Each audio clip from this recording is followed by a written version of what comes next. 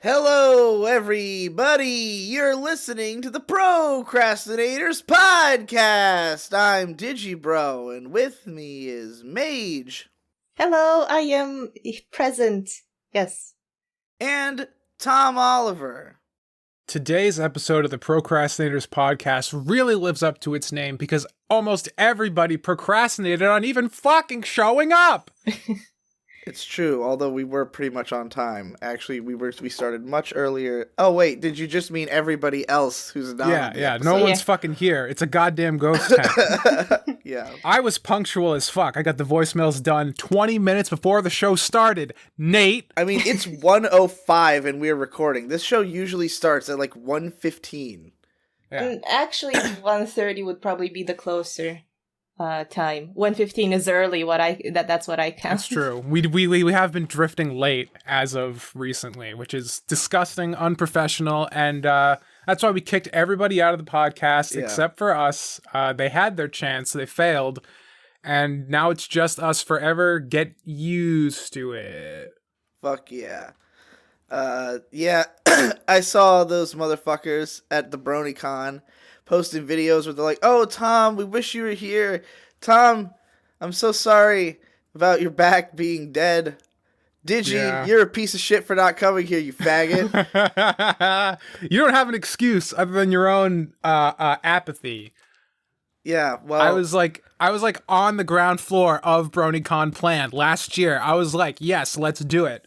It was me and Munchie's brainchild of an idea, and at the fucking finish line, at fucking third and goal, I dropped the ball and everything goes down. Is that a real football? Third and goal? That's like third down. There's less than like a yard or something. I think that's how football works. Yeah. Someone correct me in the comments. Yell at me. Well, I don't feel bad because they look like a bunch of boomers trying to relive their glory days. No, it's just you're going there, you're having a good time. There's a bunch of people there that I'm never going to be able to probably see again. That I would like to. Like who? Because well, it's different for you even because you have like way more friends in the Brony community. Right, my network is Titanic, so I don't understand how that's even real. I don't understand how it happened. I just kind of know everybody. So there's a bunch of people that I would have liked to just been like, hey, right, bye. I mean, like, I'm just not worried about meeting like the PCP guys because I see them like relatively all the time. I agree. I mean, I'm less worried. I'm like, as much as I would like to hang out with the PCP crew again at BronyCon, being a boomer, I'm not. It's like I just saw them like 4 or 5 months ago. You know, it's not like it's been forever, right? But like everybody else that I usually see at BronyCons, and I haven't gone for like 3 years. Those are the people that I'm kind of bummed that I'm not going to be able to hang out with. That's why I was saying like it's different for you because it's like we just had that meeting in January where like everybody came, even Hippo. You know, like except for Jesse maybe, but like I've gone to Jesse's house directly. I've gone to Nate's house. I had Ben live with me for like 6 months, you know. When I lived in Boston, you lived in my house. Ben came by relatively often and Munchie. And one time, Nate and Hippo fucking flew in while we lived in Boston. So it's like, I've seen these guys. I know I'm going to see them again because we're going to do another RadCon. Yeah. I don't want to go to BronyCon. Like, I mean, if you're not interested in that convention itself, then it makes sense. But like, right. I don't know. Part of me did want to go. Well, and it was the last one. I see the fun that Nate is having in like taking pictures of himself with Dr. Wolf, and I get why he thinks that's funny, but that would not be fun for me to do. I'm not going to go to BronyCon and take a picture with Dr. Wolf, who I've like really talked shit about on the internet, like hardcore for years, you know? Yeah, you'd go and have a fist fight with Dr. Wolf. It'd be great. Right. Well, like, I think that Nate has always maintained that he tries not to burn bridges with anybody because he wants, even if he thinks of them as like kind of a meme, he still wants to treat them with respect so that he can take pictures with them and like think about it in his mind as a fun thing, you know? Nate is very non-confrontational in that way. I can relate. He will always kind of give everyone the benefit of the doubt, which is probably good in today's interconnected world where you can always kind of like connect with anybody, I suppose. I mean, I think his mentality is always just kind of like, well, I might not like the guy's content, but I respect the guy and the fact that he's famous and in a way that I think is funny, So I'm going to take pictures with him. Nate has that basic human decency thing that is required of a Starfleet officer that not all of us have, Yeah. And like him and Ben both got pictures with Chris Chan, which is awesome. Like, I appreciate what I have never even read Sonichu. Same. I'm not like a hardcore Chris Chan follower. I just know it through Ben's lecture. Ben and Nate have like legitimate connection to Chris Chan and would love to have pictures with her. I have no such desires. So yeah, like it's like I see why they're all having fun at BronyCon, because they still involve themselves in like that community in some way, or there are also all the Slimoids who are there. That's like It's a big true. part of it. And I don't play the game, I've never played the RFCK? the RFCK game. So Endless War. right, Endless War, that's the word I was looking for. I have never played Endless War, and so like when those guys hang out with people from Endless War, that's all they talk about. Like when Tom, you experienced this, because when we were doing IM games, there was one time that we had Ben and Munchie come over in like October to record an IM games with us, and they came in and all they fucking talked about was Endless War, and you and I had no fucking idea what to say about it. And so like the IM games stream just became a Rowdy Fuckers Cock Killer stream because they were talking about Endless War so much. And like I came to realize that when enough Endless War people hang out together, I really just feel like I have no idea what's going on. I And completely agree. And I keep thinking like maybe I should like kind of understand what this is. But I mean, it takes a lot of think- time. Like it's Yeah, kind of an Endless War involved project, especially when it has a lot of history by this point. is incredible as like a achievement in terms of just like what it's done, Yeah. but it doesn't change the fact that at the end of the day, like even though my friends made it, even though it has this big like community and like all these people I know are kind of tangentially involved in it, Yeah. it's still a multiplayer game, and I've never liked multiplayer Right. games. It's also So PvP. I don't like PvP. I don't That's why I like don't role playing, Oh like no. I'm bored by like I don't know, like if I role play, I will probably be like the stupidest character, Like when I did Dungeons and Dragons and with my friends, and I was Nigga Rafiki, and I had 5,000 bottles of liquor that I throw at enemies, and like that I only would solve problems through liquor, and like it I doesn't feel really like that work would in fit the in game. with Endless War. though. Maybe like, it everybody would. in Endless War is an insane character. The thing is, But- like, from what it sounds with Endless War, I think I would like it. Just generally, like, I like slimes, and like mining slimes sounds like a cool idea. If I could just not being bothered to just mine slimes all day, I would probably play it. But I don't want to be attacked by people. Right, that sounds like it takes a lot of time, or at least a lot of like opening that browser again and again, and like I don't know, man. I have all my servers on hardcore mute on Discord. Like I'm not somebody who wants to spend a lot of time on Discord because I fucking try to work way too much, So like Right. the idea of like a high effort Discord communication circle, like I know you probably can be a fairly passive player in the game, but it's just like what's exciting about the game is the culture. It's the amount of shit coming out of it. So Right. if you're not really down to like pay that much attention to it, I don't feel like you're gonna really get the appeal that those guys are getting out of it, which I have nothing but respect for. But like I don't get it, so I have no idea what they're talking about when fucking they talk about it. So I just kind of feel like the odd man out, especially when I see that there's like that many people from the game. Like it's basically a meetup for RFCK at that point, Because I saw they had pictures where they're hanging out with like a ton of the people who have been at other meetups and shit like that. I am Yeah. glad though it's working out for the guys, and like the game's popular and people seem to love it. It seems fun. It's They've neat. definitely tapped into that cult mentality, which is what I long to be able to cultivate with my own stuff, because that's where the true power lies, is having a group of brainwashed young children to do your bidding for you. Yeah. Oh god. So you went to Otakon, right? Yeah. It How was did that awesome. go? It was a great time. Is that still at the Baltimore Convention, or they moved by now? No, they a couple years ago they moved to the DC convention and like convention center, And I had heard that it wasn't as good in DC from my brother Victor, who basically, I think he had had a hotel maybe in the wrong part of town, and he was just upset that there were no street vendors outside like there are at the Baltimore Convention Center, because he likes to go and eat like the street hot dogs and spend no money and go no distance, you know. Right. But like maybe he had other complaints, but I don't remember what he had said because I thought the DC venue was fucking awesome. Like, it was in the heart of, like, the best part of DC, and it's within walking distance of the White House, the Washington Monument, the Congress building, the fucking, the Capitol building, like, you know, you're in the heart of the sightseeing part of DC. There's even like a Smithsonian museum, this gigantic fucking park that's like fucking probably 3 times the size of the Boston Park, which is a nice park, you know. I love parks. So Sounds big, cool. beautiful park that goes on forever and has all these fucking monuments by it. So like, it's basically a fun trip to DC to see all the bullshit. You know, I didn't do that much of that, but we ended up walking around for like an hour on Thursday night, just sightseeing DC, because why not?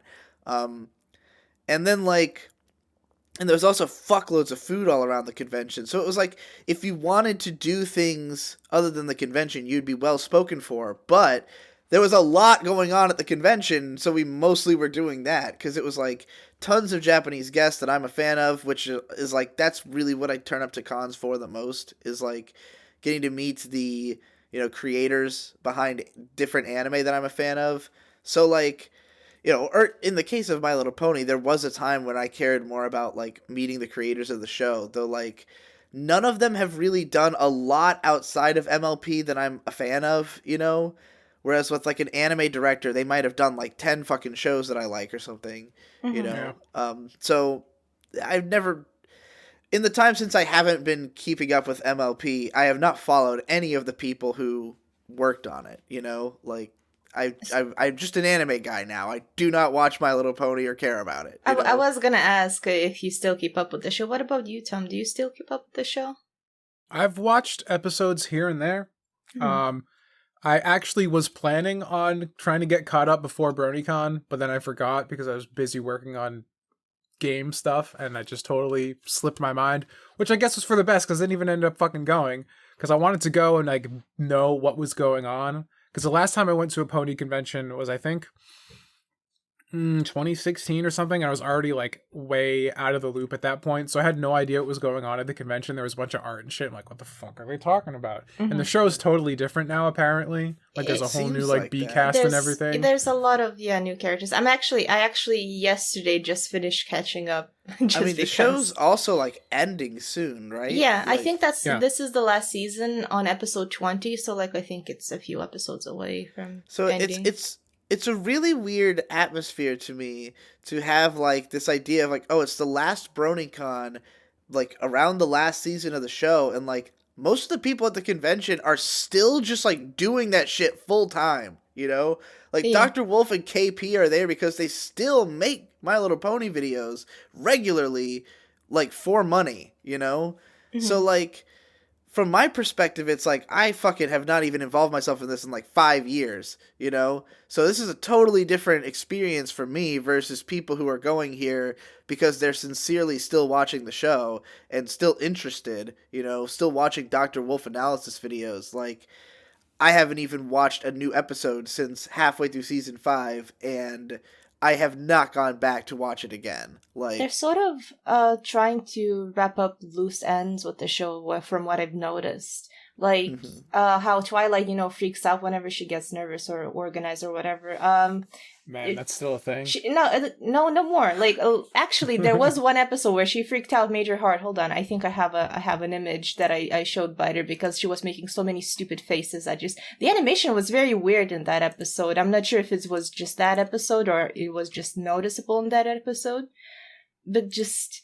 Yeah, she was freaking out really hard. Then the next episode was like, you know, I learned my lesson. I'm not gonna freak out anymore, and she didn't. And I guess that puts a pin in that thread, I guess. Until another writer writes the next episode and forgets everything that happened. No, like the show usually does. Yeah, but like if this is the last season and then, you know, this was like almost at the end of the season. So I think, yeah, she's gonna stop freaking out. Also, major spoilers if you haven't caught up. Yeah, she's gonna take over Luna's and Celestia's role now because those two are retiring. Okay, whatever. Fucking, we've been alive for like 10 billion years, but now the show's ending. We gotta wrap everything up in a nice, pretty bow. The two sisters just like, we did this. We just want to go chill. And they actually had an episode where they went on vacation, and that didn't go too well.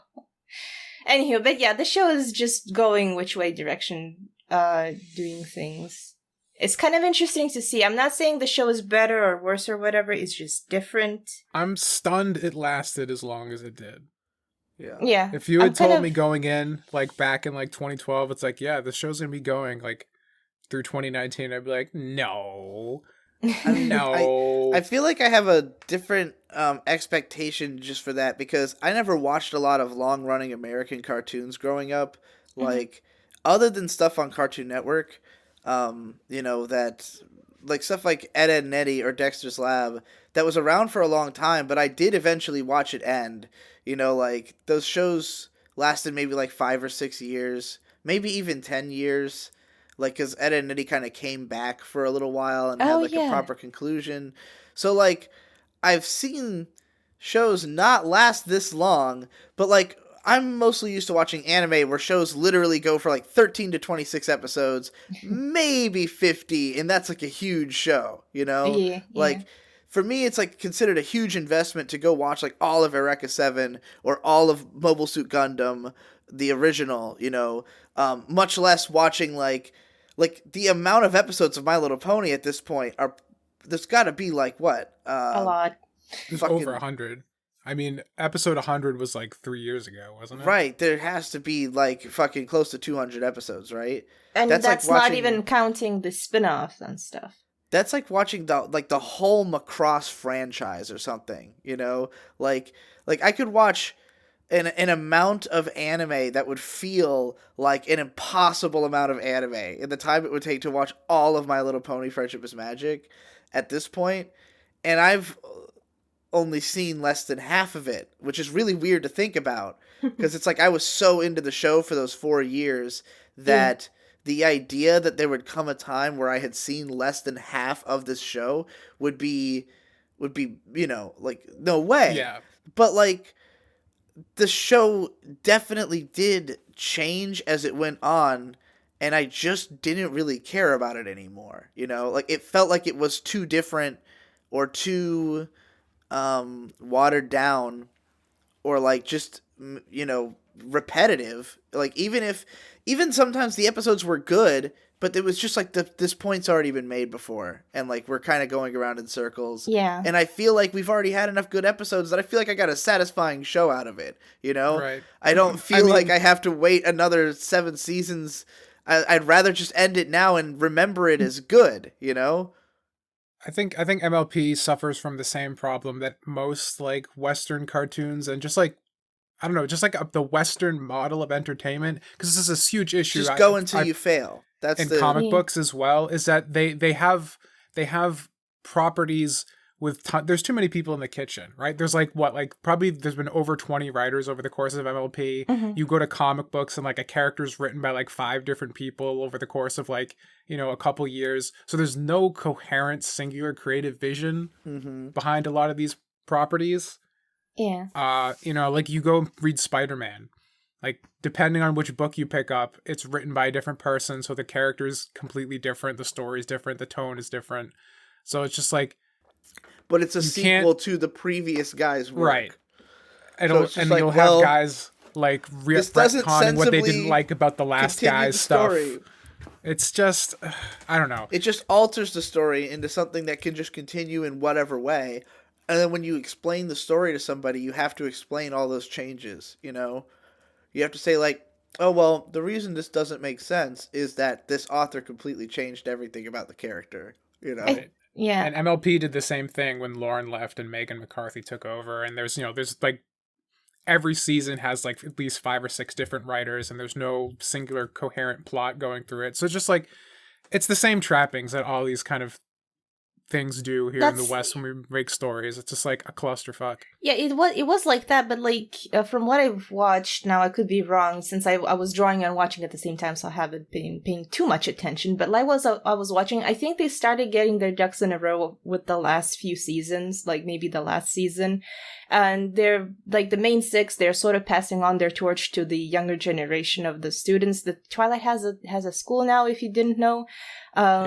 Yeah, so it's just and they're sort of been, I guess, a bit more consistent, or at least it seems like that, because the focus of the episodes are less on the main six and more on other characters that are they managed to keep in line. It's really interesting to me that they did that, because like I had said way the fuck back in like 2013, I said like if this show continues on, I wanted this to happen by like season 4 or 5, because I had felt like season 4 like pretty much wraps up any outstanding character arcs, and like and a lot of them just kind of repeat by that point. Like a lot of the arcs had already wrapped up in season 3, and they just kind of repeated their same kind of point in season 4. So that was why I had started to feel like it was getting repetitive, and I was losing interest, because I felt like we had completed most of these character arcs.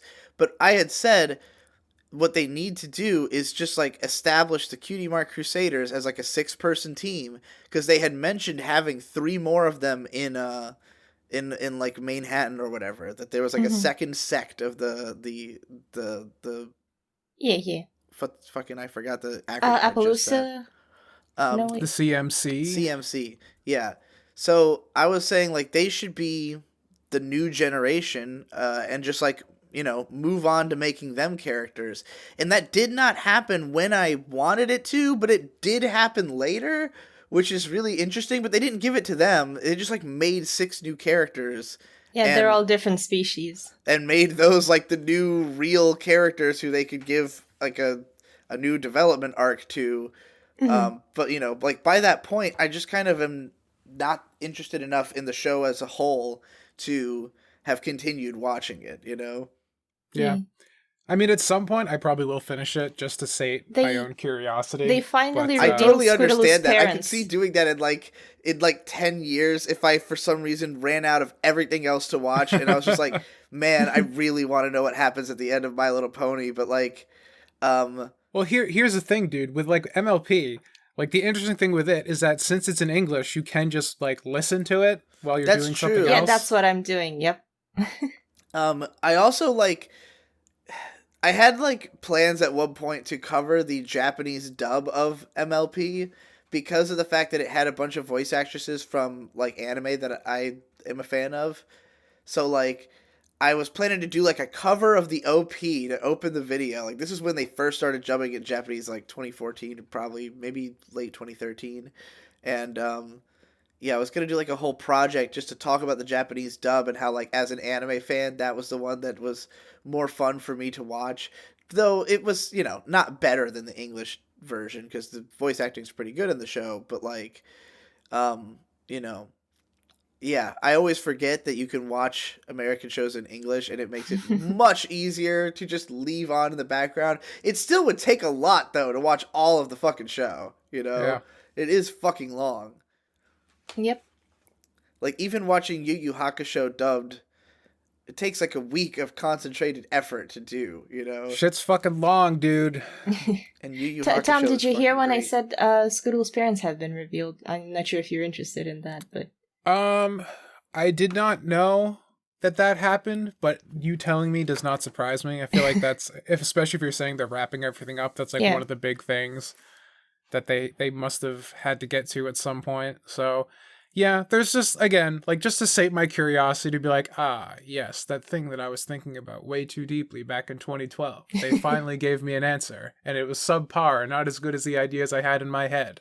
God damn you, show for 5-year-olds not living up to my adult expectations. And that's another funny thing about it, is that like when you and I in particular, when we were in the Brony community, like you and I read a lot more of like the fanfics and shit, and saw the like really great nuanced takes that some people had on the characters that like made it more interesting to be a part of the fandom, because you kind of have the show and how you associate the characters there, and then like a different way of thinking about them because of the fact that certain people in the fandom would write like really, basically just good fiction that happens to feature some element of the show. It's the same thing every artist does. Like, I have this great idea. How can I get people to actually pay attention to it? Right. Oh, I'll just make a fan work. Or just how do I make it like while I'm I'm still learning how to make my own thing. Like a lot of the times, a lot of the usefulness that came out of yours and my videos to people was that we had like a lot of people who would say like, I'm a fanfic author, and like listening to you break down how the world works has helped me to like, to like conceptualize how I would build a fictional world, Yeah. And so like a lot of those people would then write an MLP fanfic as a way to like just basically deconstruct the world building for themselves and then go and try to write their own world based on that. And like I was shocked how many comments like that we would both get, especially on shit like our weird lore videos and stuff. Yeah. Like I mean, I guess that is like people primed to watch that kind of content in the first place. I had Right. such a cool idea for a MLP comic that I wanted to do, but then I didn't end up not doing it. But it was gonna be like a bit darker than usual. It started off. I actually had a first page somewhere finished. It started off with this one pony just like going to dig for diamonds, but then she discovers some big ol' evil and she accidentally releases it and just causes like a dystopian in the pony world, and she has to travel around and find other ponies who haven't lost their spark, so to speak, to restore the world to how it used to be. Dark Souls. This was before Dark Souls. At least I never. Hold on. I have this. Hold on. I found the first page. The only page I actually drew. Dig up some ancient Mage artwork. Yeah. It was interesting how the show really was like such fertile ground for like crazy fan work and stuff. Yeah. I even started a fanfiction of Fallout Equestria. It was somebody really came fun. up to me at Otakon and told me like, I've been following you for, since the Brony days, and I'm like, or it might have even been, there's this dude, Son of Marowak, who hung out with me for a while at Otakon and said he was going to BronyCon too, and he was really excited to meet like Hippo and Jesse, because he was like currently branching out through the PCP's stuff, like investigating everybody's channels, like because he's like a brony, but I guess he wasn't really around in the pony days because he's also a huge anime fan, and that's how he knows about me, But like he's moving his way through watching like the HORSESHOE Saga and shit. So like, which is like, to think that that's still happening in 2019 is really impressive, That like people still are like, yeah, well, I just, I am both a My Little Pony fan and a fan of the PCP, so I'm going to go back and watch those videos and, like, get the full effect of them, But, like, fuck, I forgot, like, why I brought him up. He wanted to meet Hippo, I remember. That's the guy. Which guy? You're talking about the guy who you said he wanted to meet Hippo, right?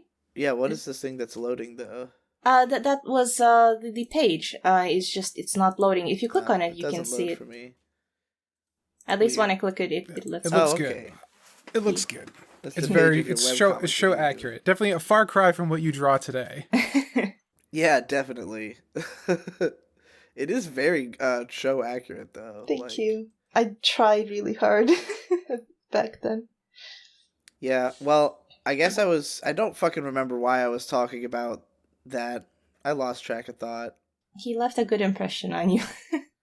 Yeah, no, Son of Marowak was a cool guy. I don't remember, like, I just wanted to bring up why he was going to both cons, but I don't remember to what end. You started saying how it's interesting how even now, like, our old work, like, getting people, like, into our, like, videos and, like, seeing the HORSESHOE Saga, and how even today people are still kind of going down that rabbit hole. Yeah, but I feel like there was going to be a twist on it at some point, and I forgot what the twist was that I was going for or something. Fuck! So, forget about it. Well, the twist is you'll never know what the twist was, audience. Yeah. Well, fuck BronyCon. I'm not salty that I'm not there at all. I'm sorry, Tom. I really do think I totally appreciate why those guys felt so bad about you not getting to go, because it really would have meant more to you than anybody else in the PCP, since you do know people in that community. Yeah. Like, I know you would have hung Yeah. out with, like, Jax Blade and AC Race Best or something. Like, Yeah, I mean, I would have seen all those guys. Like, Yeah. apparently, because I was talking to them, like, leading up to this as well. I was going to drive in with Matt, and, like, Saber was like, oh, yeah, like, we rented, like, a private suite for the first night, so we're all going to have a party up there, and, like, you can come. And I was like, oh, sick. like, And it it's didn't amazing. happen. Like, do any of those guys still watch MLP, or is it just an excuse to hang out with each other every year? Like, They do. They're still caught up. that's amazing. Because I'm in a chat with a bunch of them on Discord as well. Like, they'll ping each other every now and then and be like, oh, yeah, we're going to watch the newest episode. So, like, yeah, they're up on it. They're still involved in certain ways. They go to all the conventions and shit. Like, they're still, like, part of that clique. So, like, you know, like, That's BronyCon fascinating invited them that, like, over. because, like, I feel like there are a lot of groups who, like, even as of, like, 2013 or 14, when I went to BronyCon for the first couple of times, there were people there who were, like, not even into it anymore. They were just there to hang out with friends, you know? Like, that was already rampant at BronyCon. And that was how it was for us in 2015, where, like, none of us were talking about it anymore. We just were still kind of auxiliary Brony famous, I guess. And, like, Yeah. but we just wanted to hang out together, you know? I mean, that's why in BronyCon as well, like the people right there, right now, the PCP boys. It's not Right, because- like, they're all just there to hang out with each other, but there are people there who are, like, still, you know, connected deeply to the show and are meeting up because it's like, oh, yeah, we still watch it, we're still a part of this community, this is still, you know, part of our identity and stuff. Like, that's why it's just an interesting event from the outside to see that there's some people there who are, like, still really into it, some people there who are just there to see friends, or even have completely unrelated meetups about, like, RFCK, which has nothing to do with My Little Pony in any way. You know, Right. like, plenty of people involved with it have never watched My Little Pony, I'm sure, you know, like, but would still go to BronyCon to see the PCP. So, you know, I know there are some people who are probably there just for that, who probably would have wanted to see me more, you know, like, than Bronies would have wanted to, like, who don't know who the fuck I am at all, you know, at this point. But, like, there would have been, like, PCP fans. But I met a bunch of those people at Otakon as well. So, like, you know, I met a whole lot of my, like, big fans because of the fact that, obviously, most fans of me are huge fans of anime. So, like, you know, I hung out with a couple of people who were really cool, and Parusara, who gave me weed. So that was fucking cool. There you go. You know, we're smoking up on the hotel in fucking Washington, D.C. It was beautiful outside. Fucking, yeah. It was fun to hang out with them. And, like, DC was a great place. So it was like, Otakon was a lot of fun for me. I got, like, everything I could have wanted out of a convention, even, like, the fan interaction and, like, hanging out with people you know. Because, like, I don't particularly know Paru, and I definitely didn't know Son of Marowak, but, like, they seemed cool, and, like, I knew of Paru from, like, my Discord, you know, so it's not like I have no idea who this person is. Whereas at BronyCon, there will be a lot of people who would be following us around who we don't really know. And that was kind of what made me, like, I thought it was cool for us to have, like, this posse around us of all these people who are, like, just kind of following us around because they think we're the most interesting thing going on. But I don't know most of those people, and I can't really do things with them around, you know? And, like, that was kind of the motivation to do RadCon in the first place, was like, hey, we meet up at BronyCon all the time, but we can't really record things here. Like, we can't make cool shit together. And it's fun to be around all these people we don't know, but, like, we also want to just hang out together, you know, and just do things, like, because we're friends, like, play video games together, you know? Like, we can't do that at BronyCon, but, like, when we hang out at a place, that's most of what we do, really, is, like, we find every excuse to do Let's Plays because we all love just hanging out and playing video games and talking, you know? So, like, to me, if it's like, oh, BronyCon versus RadCon, I would much rather do RadCon because it's me and my bros hanging out playing video games and fucking just shooting the shit. BronyCon is like a weird event where you're going to be like a celebrity and followed around by people, you know? And a lot of them are going to be people who you only know through this game that I don't play. So I have no idea what the fuck they're talking about, you know? So like, that's kind of why I didn't want to go. Is like, I appreciate why Tom wants to go so much. But like, for the rest of the PCP, it's like, I understand why this is more appealing to you because you know more of these people who you're hanging out with. I don't know any of these people. I'd rather just hang out with you guys. And I think we're going to do that probably by the end of the year. I'm sure we'll be able to organize another RadCon. Like, yeah, that was it's the plan, overdue I at this think. point. Yeah. Because Mage, you're going to go to RadCon? Are you going to not be a quitter? I don't know. I don't know. Like, if we're doing it, we're obviously doing it by peer Kickstarter, and I think that we should really, like, I don't know, I think we should aim a little higher than we had last time, just because, like, we could afford better accommodations, you know, or, like, just to be able, I don't know, the Airbnb worked out pretty well, but, like, if we could get that, like, somewhere... Like where like if we could get that and get everybody's like make sure everybody's flight is covered and everything, which I think we did last time, right? Like yeah, it paid for everybody's travel. Last time. We had to like make some last minute concessions to balance the books like after the fact, but that's the thing. Like I think we need to ask for more just to have like everything costs more than you expect it to, and like we never really account for it because we're trying so hard to be as transparent as possible and be like, you know, hey, the funds go up by $150. Like the stretch goal of $150 is that another guy gets to fly down. So you can very visibly see that stretch goal is just to cover that flight. But like everything ends up costing more than you think it does. Just because you don't realize like a light bulb goes out in the house because you're overloading the electricity or something. You got to go buy a new light bulb, or just we're hiring Vic is a cameraman, but can we feed him? You know, he has nowhere to go and no money. Like, you know, just there's reasons that it costs more. So we should make sure that we don't put ourselves at a deficit, which we've done each time that we've done a Kickstarter. Yeah, I think the best thing to do for this upcoming RadCon to prevent that is to not go so ham on the stretch goals like we did last time. We just need to set, like... The stretch goals were kind of fine in that they were just like video. Like, I feel like we accomplished everything that we had set. It took a long time to get like everything edited, but we did record all that stuff at RadCon, so it felt like we had at least accomplished what the goals were. But yeah, it did just go over budget. It's like we need to factor in the budget of anything we're planning to do, but then also just have like a deposit of like how about everybody gets paid to have done RadCon? Like, not just that it covers the cost of it, but that you actually get paid to do it, you know?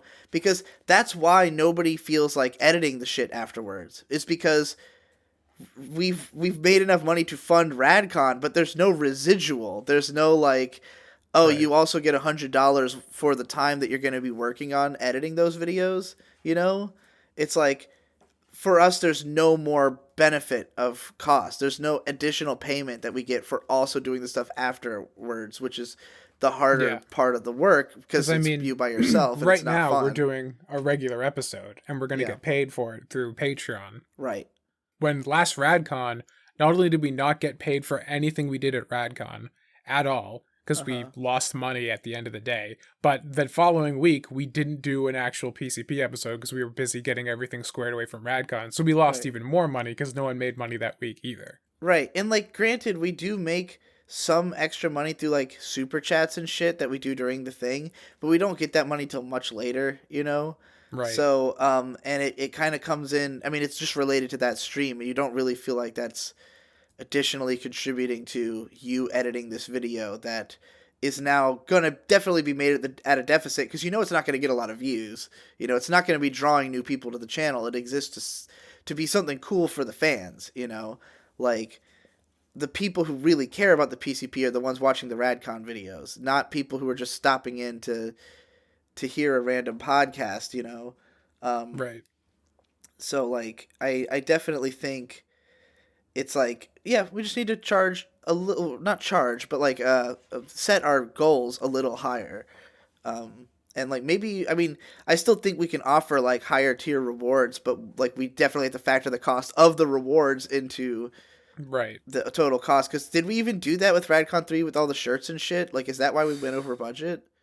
The biggest problem that would fuck us over going over budget was the international shipping on Right. those shirts. That Because that's was a that's huge something I had fucking to cost. factor in with I ran because I did you know that I just sold fucking 50 shirts? I did not know That the is a lot of Digibro versus shirts. Kirito shirts. Yeah, 50. I That's fucking great. I made, dude, fucking, I sold them. Okay, so here's how I did it. Um, I ran some experimental runs to figure out what it was going to cost. Because, like, I bought, basically, when I overheard you telling Ben that the t shirt press was like $200, I had just always assumed it was expensive and that I needed to rely on the fact that you had one to make shirts.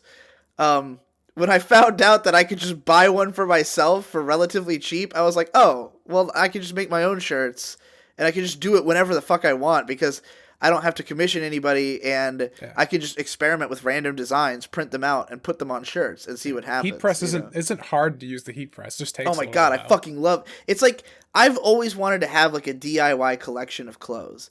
Like I want to make a bunch of goofy shirts that just have slogans on them and shit and wear them in videos because it would be really cool to just have like a constant array of different shirts, you know? I feel yeah. I would that I are would all love made to by have me. like I would love to have that like just t-shirts with It like is my not own designs. expensive to do this. Yeah, Like get a heat press, Mage. It's buying not hard. 50 t-shirts is like what, 100 something, 150 maybe, something like that. Like it's like over $100, right, to buy not much. the baseline. Yeah. Yeah, you make that back quickly if you sell these, but like even if you just want them for yourself, you could buy 50 blank t-shirts to fuck with for $100, you know, and just I mean, fuck with them. you can go even cheaper than that. Like if you want to sell things, like if you like what you're doing right now, Digi, like getting the heat press makes total sense. But like Mage, if you want to just make custom t-shirts, all you have to do is go to a craft store and buy iron-on heat transfer paper. So Right. it's the same kind of paper. Oh yeah, you're you could just using use a for the regular heat press. iron. You don't even have to get Yeah. a fucking You just print out shirt on the press. special paper and just use an iron, and you iron on that Yeah. design onto a white But t-shirt. won't and it like you're done. wash off with several washes of the washing machine though? It depends on the quality of the paper you get. Yeah. Sometimes the iron-on stuff works okay, but not great. Like that's why people usually get a heat press if you want to do it professionally, because the heat press gets much hotter than an iron, so the designs are transferred better and they last longer. But if you're just you're just dicking around, you're just gonna wear like a shirt casually around the house. Yeah, like, I mean, it'll look be up like fine. a like iron on shirt tutorial. It is much easier than you would probably imagine, because it's just applying heat to it for like 20 seconds. You know, Yeah. the only reason it's harder with an iron is that you have to go over the whole image like piece by piece, whereas with a heat press, it just presses the whole thing on at once, and it only takes 20 fucking seconds. So like it takes way longer to print out the images if you have a like in my case I had a really detailed picture with lots of color in it, so it took like 8 minutes to print each page. But What sort of printer do you need for it though? just an You can use inkjet, any kind. regular Yeah, just printer. A regular In fact, printer you is fine. the specific paper that I got on Amazon cannot use a laser printer, so I couldn't go to any print stores to get it printed. And my printer was acting up initially, so this is why I was being so experimental with it, like that I was not trying to sell anything right off the bat because it took a long time to even figure out how the fuck to work all this stuff. But like, basically, I got my printer working. I just needed new ink in it, and the ink was probably the most expensive part of the process because my image used a lot of ink, so I probably went through like 5 ink cartridges. Oh god. But I was buying the cheap repro cartridges from like from Target, because they have like $30 for a refill as opposed to 50. All right, for- I'm gonna. What you need to do, Digi, if you're gonna keep Yeah. doing this, you need to go on eBay. You're gonna search for your printer model, like the cartridge Yeah. that it uses, refillable cartridges. That's what I have for my printer here. You just buy a bottle of ink.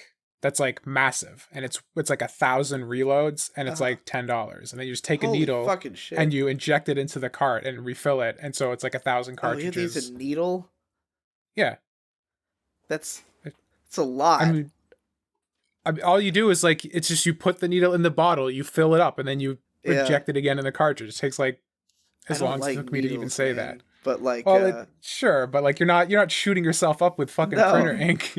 Still though, that's just like really technical for a layman such as me. But you know, I don't know. Like it's not that technical. It's just that's really the good thing. Is it just saves you like infinity dollars. Yeah, ink basically becomes a no cost thing. Well, I'll have to look into that if I'm gonna continue this as like a serious venture, because that was like all my experimentation was about trying to cut the cost as low as possible without cutting too much quality. It was like, because I didn't want to use Gildan shirts because we've used those for all of our selling so far, and I think they're not that comfortable. I would much rather have higher quality shirts, but I didn't want to go too crazy because I didn't want it to be like a really expensive run. So I bought the Hanes shirts that are like the step up from the Gildans. So depending on who you ask, like I don't think May says she doesn't like them as much as the Gildans, so whatever. I guess there's a taste preference level.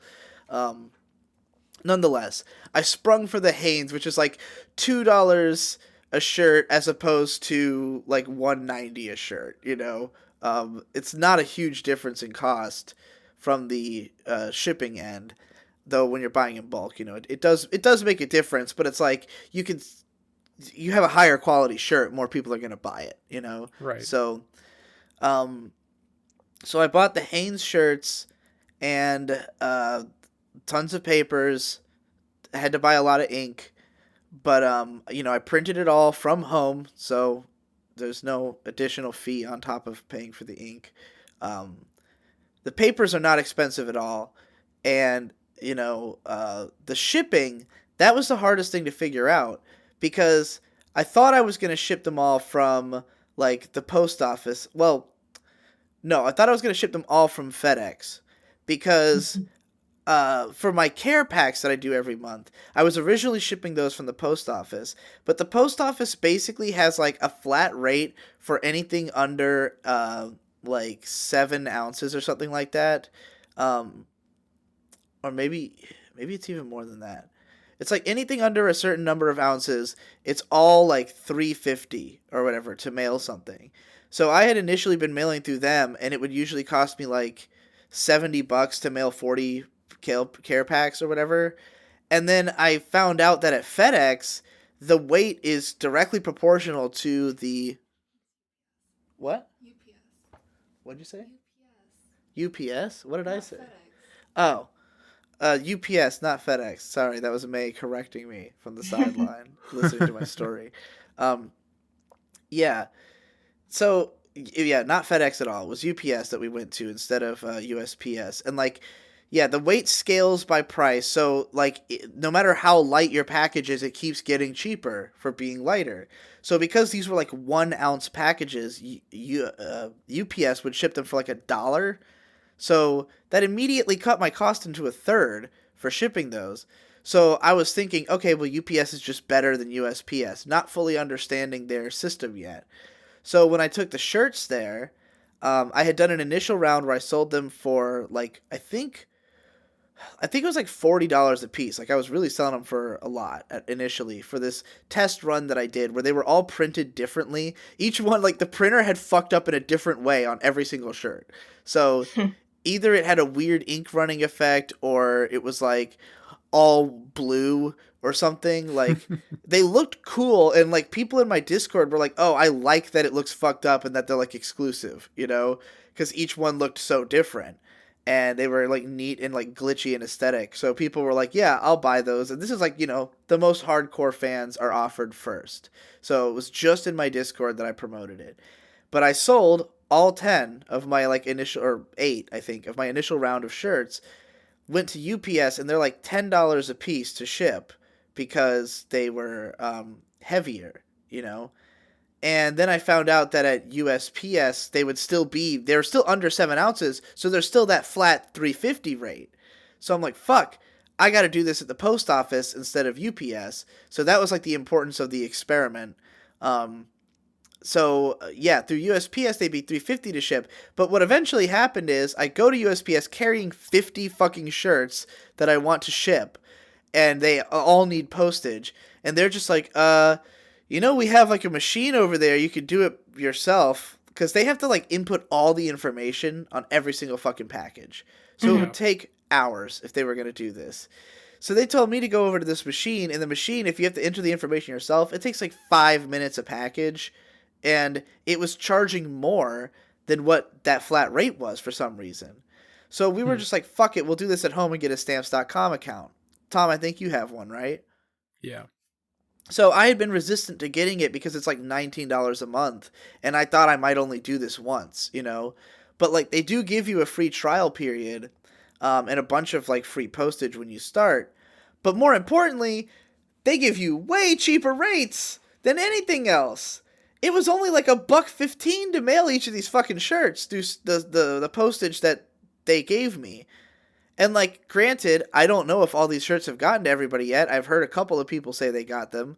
I don't know if I'm going to go to my P.O. box and find it flooded with returns, because that would be terrible. But the postage that it printed for me was very cheap. So I sold all these shirts for like $30 a piece, 40 if you lived international. No, maybe it was 25. Was it 25 that I was charging for the shirts? It was either 25 or 30, but like it was an additional 5 if you were in Canada, because that's how much more the postage seemed to cost, but it ended up being less than that. And an extra 10 if you lived in a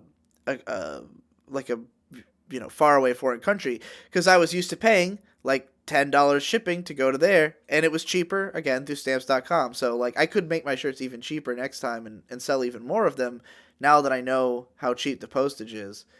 But like I made a shitload of money selling 50 shirts because they were all handmade, and I signed them each personally. So it was like a very exclusive run. It was like, this is the only time I'm printing this design.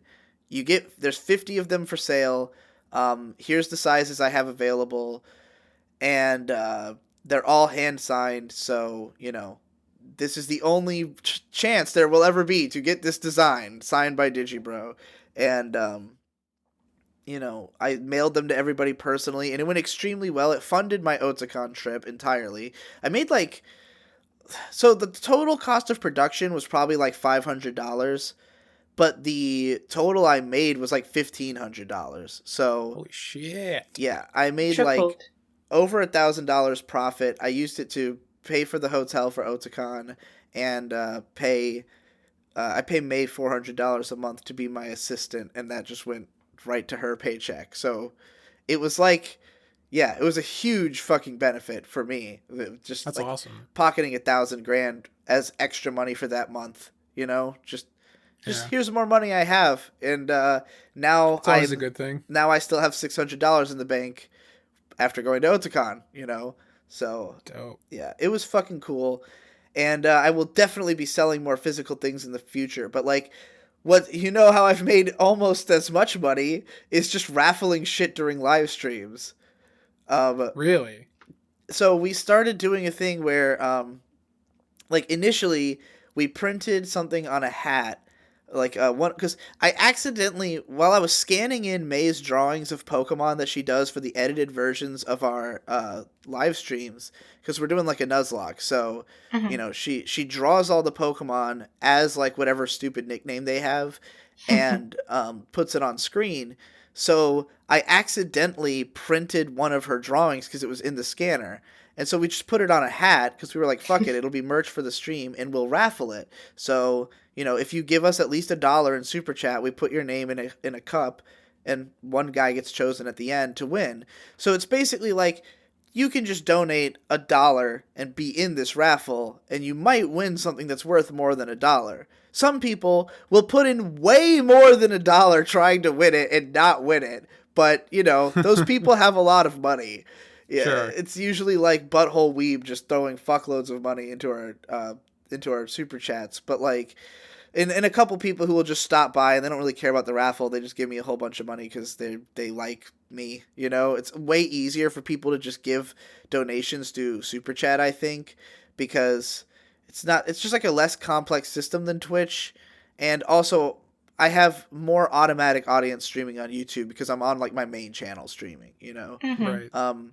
So like, but yeah, so initially we were just doing this hat, but then I raffled off one of my t-shirts, and that did like a little bit better. And then I had the utterly brilliant idea of I'm going to cut a page out of the Ari Ferreira light novel where there's like a sexy lolly on it and write the word boob on it and send it to whoever wins this raffle. And we made like $300 or something in super chats. Oh my god. Like raffling, was it like that? Yeah, it was a lot. We made a lot of money in super chats just raffling off a page of Ari Ferreira. It couldn't have been 300. I need a loaded audience like lot. you have. Jesus Christ. Well, just because it was like they just thought it was a funny meme, and you know, a couple people were competing kind of to get it. It couldn't have been 300, but I think we did make that on the last stream. Because then the one after that, not the last one we did, but the one before was we had an Ekans cock and balls. Because May drew, like, our Ekans was named something like penis or some shit like that. I don't know. What the fuck is his actual name? Big ol' penis? Right, in reference to the Aaron Hansen song. So we have an Ekans that the chat has named Big ol' penis. And May draws it as, like, the Ekans as the dick and 2 Pokeballs as the balls. And I had accidentally printed that onto a piece of paper again. So I was just like, all right, we're raffling a t-shirt with Ekans cock and balls on it.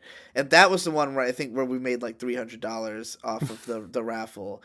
And then we probably made like probably over 100 because we got a couple of big super chats on the most recent one.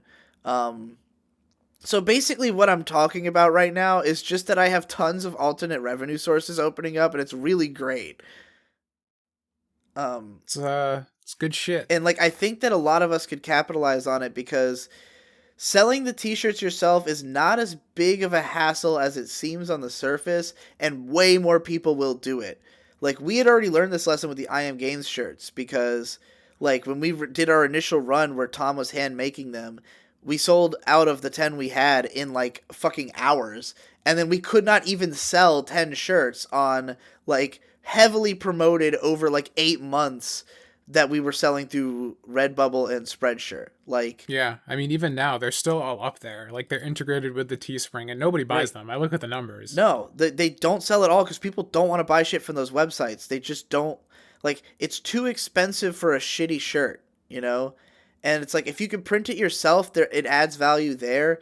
And even then, you could just get higher quality material if you really wanted to like be serious about selling shirts all the time, you know, like get higher quality shirts that people really want to buy. Like Dick Masterson sells a lot of fucking shirts because his shirts are high quality and they look great on you. So like I will buy multiple Dick Show shirts because he goes through and he sells them for only like $22. So it's not like he's, you know, raking you to get profit. He just sells it for a lower profit margin and sells way the fuck more shirts, you know? So like I think that that's something you can do when you either work directly with like a specified, you know, shirt sales people like he does. Like he doesn't work through just Spreadshirt or something. He's working through people who are better. And like, but if you just make them yourself, again, there's an added value even in that just because you handmade it and like people just want to receive something from you. It's way cooler. It's just like way like the thought of, oh, my favorite creator threw an image into this website and it has generated a shirt that I'm going to buy is very different from my favorite creator put this shirt under a heat press, put his face on it, and then mailed it to me, you know? Right. It's way more personal. Way more interesting story. It's interesting that you're bringing up this topic because like I'm gearing up to start kind of dipping back into this myself because I have a tier on my Patreon where it's like a quarterly care package. So, because the idea for the tier, I have a couple people on it already, is that every 3 months I'll put together like a bunch of exclusive merch that'll only be through this tier and ship it to you. So like it'll be t-shirts and like buttons and stickers. That's an idea I had too, but I would have to be like, if you want to do that kind of thing, you're at an advantage because you have like a button maker and shit, and people do like the buttons and stuff too. And I could get one of those, but it does eventually be like juggling a lot of balls. Like if you're mailing out a lot of that shit, you gotta do a lot of fucking work each month to, I make mean, sure you have all the pieces together. my idea for getting around this is that, like, first of all, the tier is quarterly, so it's only done 4 times a year, even though it's a monthly pledge. Like, Okay. it gives me time to, like, I'll have 3 months to put all the. So do you have together. to be a patron for all 3 of those months to get it? Yeah, it would be. Okay. I would just check the numbers and make sure of all that shit. That seems like it could be cheesable. So I'd be careful. It's definitely could be cheesable, but like I'm small enough now that I can easily keep track of like 3 people and make sure nobody's like causing any bullshit.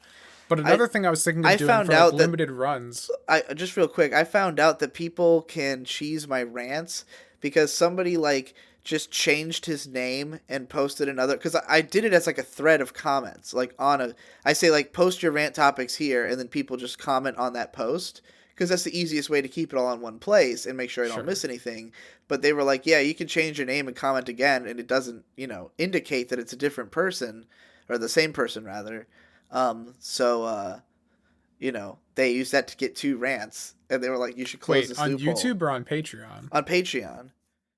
Really? Yeah, they changed their name strange. and posted in that chat again, and I just didn't know it was a different person, or didn't know it was the same person rather. And wow, did a second rant, and they were like, dumb. They did it just to like kind of see if that loophole was exploitable, and then let me know. But like, it definitely happened, and like, so now I'm like, well, I guess I'm gonna have people PM me so that I can, it'll always show me that you PM'd me before, like. It won't be any mistaking, but that just means way more to keep track of. I have to go into every single PM as opposed to just one thread. So, yeah, that's just like the kinds of things you have to account for when you get to a size where people can cheese your thing. Yeah, I mean, the thing I want to start doing limited run shirts again, and that's the whole thing. I'd have them be limited run, like like you're doing. Like I'd only probably want to have like 20 to 50 at a time. And I was thinking of doing pre-orders, right? So instead of like making 50 shirts and hoping they sell, like I just a month before, I'd be like, if you want to buy this design, and then I'd make exactly how many are ordered. Because if you have the like pre-order money, you can use that to buy all those shirts and shit, or at least to guarantee, like even if you're not charging before you buy it, just to guarantee that you will have that money afterwards, because that was the scariest part. Is like, do I want to drop $150 on 50 shirts and maybe I only sell 3 of them? Like, that would suck, because then you definitely didn't make back the money, unless you were charging a lot for the shirts. But the fact that I sold out was like, I mean, I had like 2 left that I gave away at Otakon to the 2 people I hung out with there, but because they had respectively given me weed and given me free art, so I gave them free shirts. But otherwise, I sold through all the shirts, and like, what I'm planning to do is not to just sell more shirts, but to try to sell different types of things in like a cycle. Because like, Anthony Fantano will like maybe once a year, maybe once or twice a year, release new shirts on his store that are all limited run. It's always a new design that he commissioned from somebody, and he sells like 100 shirts of it or something like that. I have one of those from like a few years back, because I like that kind of shit. I will buy these. This is why I think it's interesting, to do these experiments. Is like, I'm selling the kind of thing I would buy. But I personally, though, would usually buy higher quality shirts than the ones that I'm selling. Like that's why I want to sell better shirts, because I know I would only buy it if I knew it was going to be kind of good to wear, because I have a lot of good shirts. So, God, that was a fucking rabbit hole of me geeking out about fucking shirts.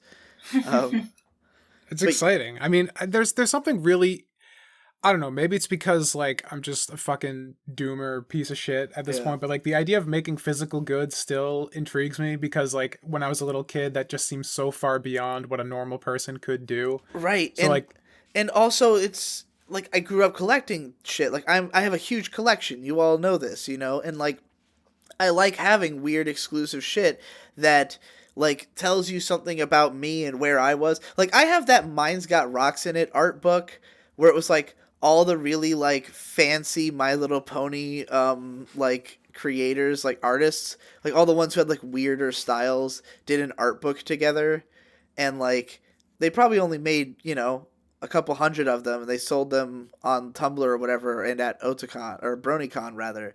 But like I have one. There's not a lot of them. I have it because I wanted to say, oh, this is like what represents me in this community, is like Right. this cool wispy art that's different. And you know, I never even looked at it. I literally have not looked at the book at all.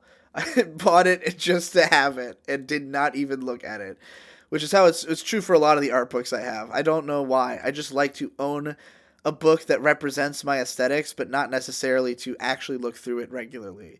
Um, but yeah, so for me, like, I want to sell all kinds of physical products. Like, if I feel like if I was selling a shirt every month, like a different shirt, you know, very quickly people are gonna be like, I already bought a shirt from you. I don't need fucking 6 shirts from you. You know, like, I'll do a couple. So I'm only gonna run shirts probably once, like every maybe 4 or 5 months or 6 months or something. You know, like long enough that. And make them very different designs. Like, I have an idea for my next design, which I want to be like a white on black of like just my like sunglasses, like or just the part of my face that has my sunglasses, and under that it'll say Void Gazer in like a scratchy handwriting style, and I think that would be really cool. Sounds dope. But I would have to be able to do white on black shirts, and Yeah, so that's like a whole other thing to learn, you know. But like what you'd probably want to do for that, and like unfortunately, the big problem with white on black is that you need to be able to ideally print white ink. Printers don't do that unless you get a special printer, and those cost infinity $1 trillion. So the way to get around that is there's paper that's designed to be white. Yeah. And you just cut the image out and then heat press it, but that's the kind of material that gives you the kind of plasticky feel on a shirt. Right. That makes There's really no way sense. around that at our budget level. Yeah. So like you can either cut it with scissors, which sucks, or you can get a cry cut machine, and you basically load the image file into this cry cut machine, and then it will cut on the paper exactly that design that you have based on the alpha channel of the image. How expensive is that thing? Not too expensive. Probably around the same price as the heat press itself. So probably around $100, $150, $200, depending on the model you get. Matt got one. DB Pony, he bought one because he was making custom stickers, and so by using the cry cut machine, it would cut them exactly to the right size. This sounds like a fucking hacker ass machine. I didn't know fucking technology like this existed. Yeah, it's not like a super new age thing. It's been around for a while. It uses the alpha channel of a PNG to like crop the image to it just cuts it based on the transparency, and so you can get it cropped exactly to how it should be. That's really fucking cool. Yeah. There's a solution to everything if you Google enough. Long term, I'll probably get that if I keep making shirts. Like this run went so well that it made me want to do more like it, and like, I don't know how frequently I can, you know, like interest the same people, or if it would only be the same people who are interested in shirts every time, you know.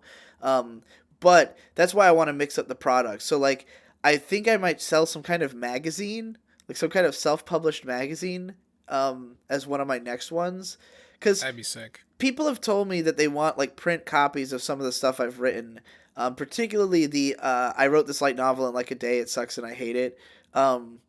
Like people have said they want a print copy of that, and I thought about doing that, but like it seems like it would be a lot of effort for me to do without going through like Lulu or something, because it's you know, it's like couple hundred pages probably, and a lot of it is nonsense, and I'm not that proud of it. Like, I think it functions better as an audio file that you can skip around in, you know, than as like a physical book to read.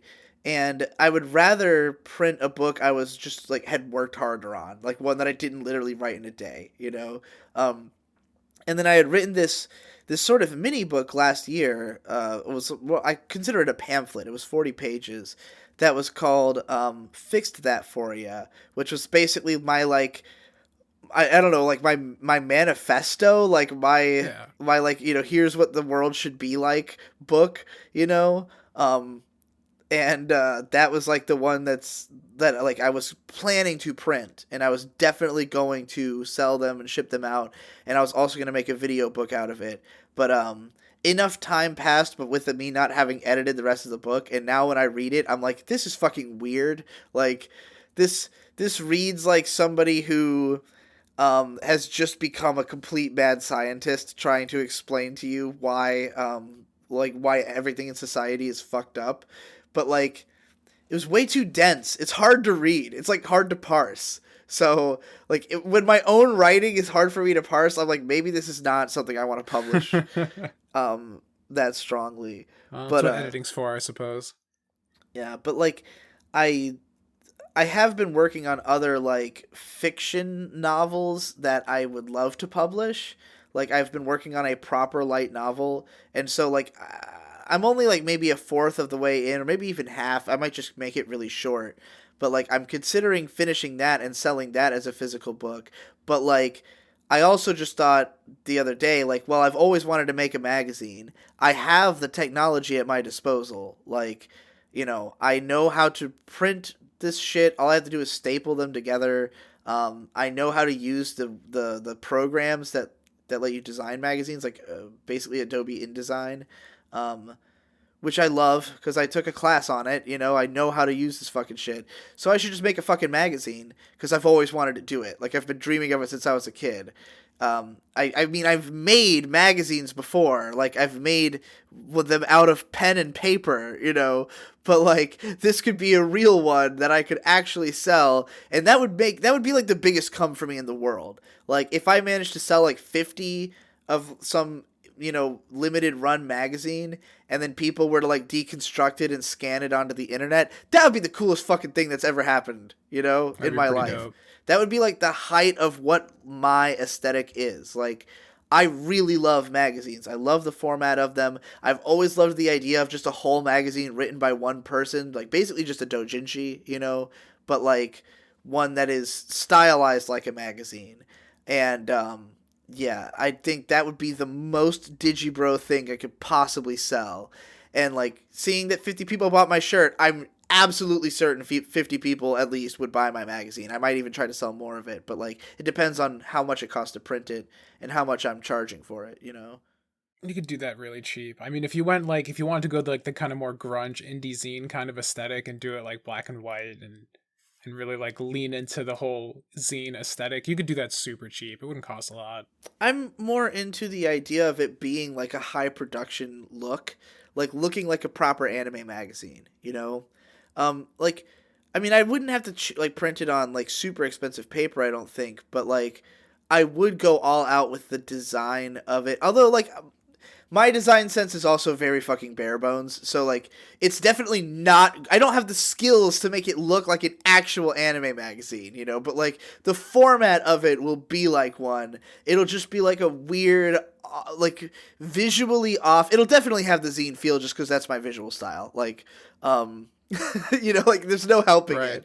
I cannot be professional enough to not have some level of like, okay, this is clearly made by a guy, you know, not a team, not a graphic artist, not somebody who, you know, not somebody who studied graphic arts as much as just typography and InDesign, you know. It'll still be cool. I mean, I don't know. I'm definitely with you on that romanticization. That's not the way to say that word, but you know what I mean, of physical media. Well, and it's worth a lot more money to people, which is like another part of the great thing. Like, making $1,500 in one go is a lot of fucking money, and that's like just because people want to own something that they can like have, you know, and it has more literal value than like data on the internet. And you and I are both huge advocates of like you still buy all your games physically. You don't even buy any digital games. So yeah. Like, you understand how much you value like having physical property that has resale value and like, you know, potentially even growth value if we if we continue to become more popular, and like maybe people want to collect our old shirts and shit, and like you can resell this shit on eBay one day for more, who knows, you know, or at least enough to recoup some of your loss, you know, like even if you can only sell my shirt for like $5 on eBay, at least you can make $5 on it when you don't care about it anymore, you know. Right. I don't know, it's just like you're giving away money. I want to have something tangible in return for it, as opposed to like permission to access something on your storefront that could be turned off tomorrow. Exactly. Guess I'm just a fucking boomer that way. And I think that might be how it feels for like people to use something like Spreadshirt. It's like, you know, we had designs taken off of it. We kept trying to put our fucking JoJo meme shirt on there. And like, if we had just made and sold the JoJo meme shirt, we definitely would have sold a couple, you know? I guess we could still technically do that. I mean, I'm still salty. I still think about it every couple days. I'm like, I have no hands and I must fap. Why did I not make that shirt? It was perfect. Yeah. I think that shirt would still sell because JoJo is still popular. And like, you know, all we got to do is mention it at the end of a video on my channel. I'll just be like, hey, here's the JoJo meme shirt. Tom is selling this, you know. It says JoJo meme on it. But I demand a cut if I do that. Because I came up with the shirt. That's fine. It seems reasonable. Get into the joint merch venture. Alicorn Princess all over again. Oh, God. Alicorn Princess is the failure that taught me everything, though. Yeah. Cut our teeth the hard way on that one. Can you tell me what's this Alicorn Princess thing?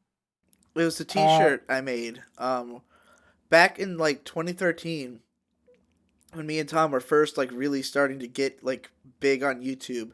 We were talking a lot about how to monetize it because like I'd been making a lot of... Just before you even get too deep into it, the reason we were talking about this is because this is before Patreon. So Patreon did not exist yet. Patreon didn't exist, and initially I had been making like $600 a month on ad revenue for like 2 months before the big thing happened where like every pony video got demonetized or blocked.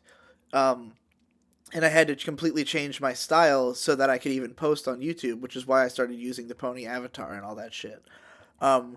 Was just to get past copyright, which is the biggest reason we all did it, you know, because if you posted full screen footage, your shit got blocked. So, like,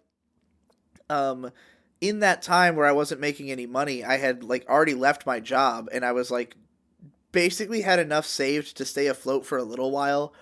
But me and Tom were like, we have to find a way to make money off of this if we want this to be what we do, you know? So we were talking about building our own like email subscription service where people would pay just to watch our videos in the first place. But then it was like, how do we market the videos? We were trying to do we planned a Kickstarter that was going to be to just fund like us doing the videos for a while. And then, we had like a crazy stretch goal that we would move in together and make videos every day if we hit 40 grand. Not realistic, but you know, just a dream. Young and naive.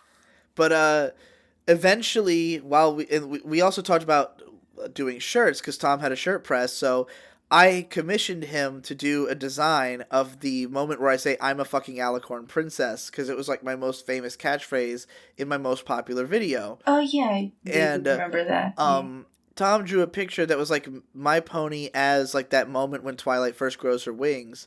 And it says, I'm a fucking Alicorn Princess. There was both an uncensored and censored version. But I learned a lot of important lessons from that. First of all, hiring Tom to do the design meant that it was in his style. And there was not a t-shirt of my pony in the style that it naturally appears. So, like, I don't think that people were going to gravitate to it as much because of the fact that it's not, like, the way they know the character, you know? Mm-hmm. But I was like nervous about using that character because I had not paid the artist who designed it. You know, she just did it as a fan and I didn't want to like capitalize off of it without them getting a cut. And she seemed resistant to receiving money for whatever reason. So I hired Tom to make a design, and also the shirt says fuck on it. And most people don't want to wear that confrontational of a shirt, including me. I have several shirts that say fuck on them that I'm like really nervous to wear in public. And I like always feel really embarrassed when I realize that I'm wearing it in public and have not noticed. Like Oh, I feel you. I have the fuck off I'm autistic shirt, and also the you know the world is a fuck, born to die world is a fuck shirt, that meme from Tumblr, the like Yeah. 200 billion dead cops or whatever, except I have the Devilman version. So it's the two characters from Devilman, but it still says born to die world is a fuck on it. So I feel a little weird wearing it in public. I feel yeah. Like there's this song from Carole on Tuesday, like the Galactic Mermaids. I want to desperately make it my ringtone because they're saying fucking bullshit though. It's like and it's such a good song. It sounds so good, and I resonate with the lyrics, but I'm too shy to put it as my ringtone. But because what if I get a call in public? I don't get calls, but what if I get a call in public? You just gotta be a badass about it. It's funny. I made a similar mistake because I've been bedridden for like months now, but I went out and got like snacks a couple days ago, not realizing what shirt I was wearing. I was wearing a Game of Thrones shirt, like a meme shirt. That was just the Hound and Arya like sitting on the horse when like from one of the later seasons where he's just like fuck the king, and it says fuck in huge giant letters and then under it the king and this huge image, and I'm just walking around all day in this shirt like in public, not realizing that like I had this emblazoned on my chest. Yeah, it was a power move without even realizing it. So I'm a fucking alicorn princess. Even the censored version, you can still say it says fuck. So not a lot of people gonna buy a shirt that says fuck on it, and I think that like we pretty much only sold like the censored version to anybody other than I think Victor, so who did buy one because he thought it was fucking hilarious because it says fuck on it and it's got a pony, and it's my pony. So it's obvious why Victor would want this shirt. Not so obvious why anybody else would want it, because like even though it was a memorable moment from one of my videos, it wasn't like a repeated catchphrase. It wasn't like. It doesn't mean anything to the guy wearing it. Like, I kind of thought maybe you could wear it and be like, yeah, I'm a fucking alicorn princess. But, like, it just seems to be in reference to me, Well, yeah, I guess because it is you on the shirt itself, which I guess kind of undercuts that ability. Exactly. So, like, that's why, like, when I do the Void Gazer shirt, like, I don't want it to be too, like, I want you to be able to tell it's my, like, sunglasses look. But, like, it's not, like, just a picture of me and that's implying that that's who this is, It's like anybody could be the Void Gazer, Just got to wear the sunglasses, basically. But yeah, like, just I think if I'm gonna make a shirt like out of myself, it has to be a better meme. And so, like, that was why for years I've considered trying to, like, hire Munchie to do a shirt. And, like, we were talking about it, like, a year and a half ago where I had a few ideas. I was going to have him make me a Human Content Machine shirt, where it just says that. And like, one that was, like, anime as a Japanese colloquialism. And he gave me a few designs that I kind of liked, but weren't really what I had in mind. And, like, I felt like getting exactly the visuals I wanted was not going to be possible communicating with somebody else. Like I have a really specific vision in mind for what I would want for my shirts. So it's like, I can't just commission an artist.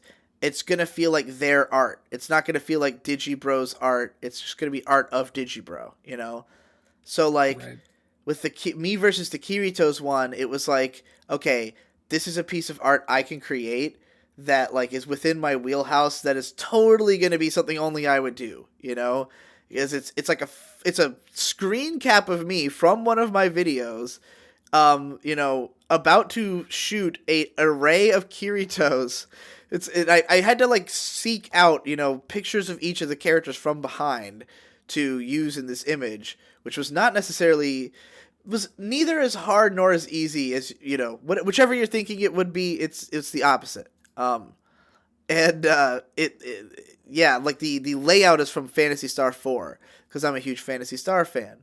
So, like, I even used I tracked down the specific font that's used in Phantasy Star to write in all the names and shit. So like, you know, even if all of this is not really like it's not an artwork in the sense that like I drew it, but I compiled all these elements from around the web, and it's basically like a collage of different PNGs, you know, but into something that looks cool. So that's a very Digibro design. That's what I wanted to sell, you know. It's pretty sick.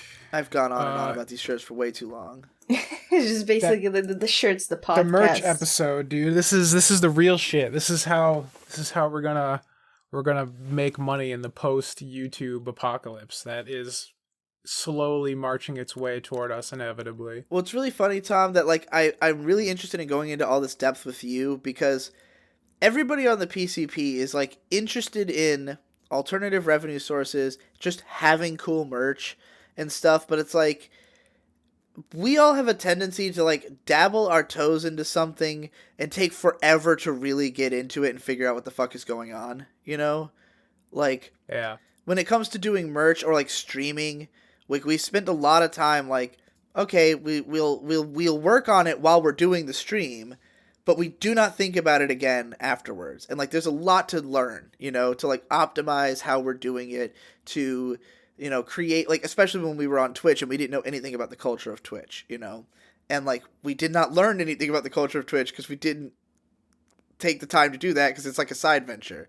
But like the PCP, when we talk about like merch, it's the same story. It's like everybody likes the idea of having merch. We have ideas for what merch we want, but like when it comes to the action of how do we get that merch made, let's just go through Spreadshirt so nobody has to think about it, you know?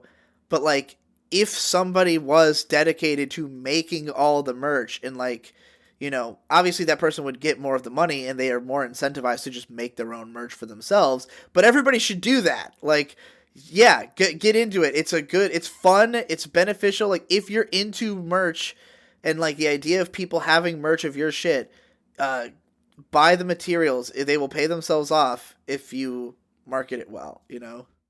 Yeah. Because we fucking sold those 10 shirts in like no time, like off of a tweet. Literally, we just tweeted that we were selling the shirt. The channel didn't exist. The stream didn't exist. It was just, there's the name. And that did better than when we actually had a channel and stream and we're actively advertising it in every single video. We were wearing the shirts on the stream. Like, we were pushing the fuck out of these shirts and nobody was buying them after that initial 10. It's so much different if you make it yourself. Yeah. God damn it. I've really got to fucking People got to make it hard. I'm gonna go to the bathroom. All right, go relieve thyself. Mage. Yes, I am still present. Fucking dead this entire time. You're telling me you're not riveted by the in-depth, intricate backyard or insider baseball on fucking shirts? I don't sell any merch. Well, that's your problem right there. You gotta start whoring yourself out. You gotta make. That's how you make the big bucks. But I don't wanna. God damn it, Mage. What is it? You fucking not. You don't want all the money. You don't want to fucking milk all these peasants for all they're worth. I don't. I mean, I'd like to sell things, but like, I don't know, selling shirts, selling buttons and stuff like that. It seems complicated and I don't want to do it. Mage, am I going to call you out? Are you drawing? Have you been drawing this whole time? No. Are you sure? I'm positive.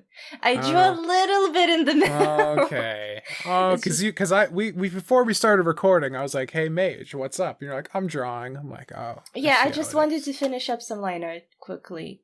While you were, I didn't think this would go on, but like while you, like, I finished up the line art in like 5 minutes, I didn't think it was going to go on that long either. And I've just sitting. I've just been sitting here.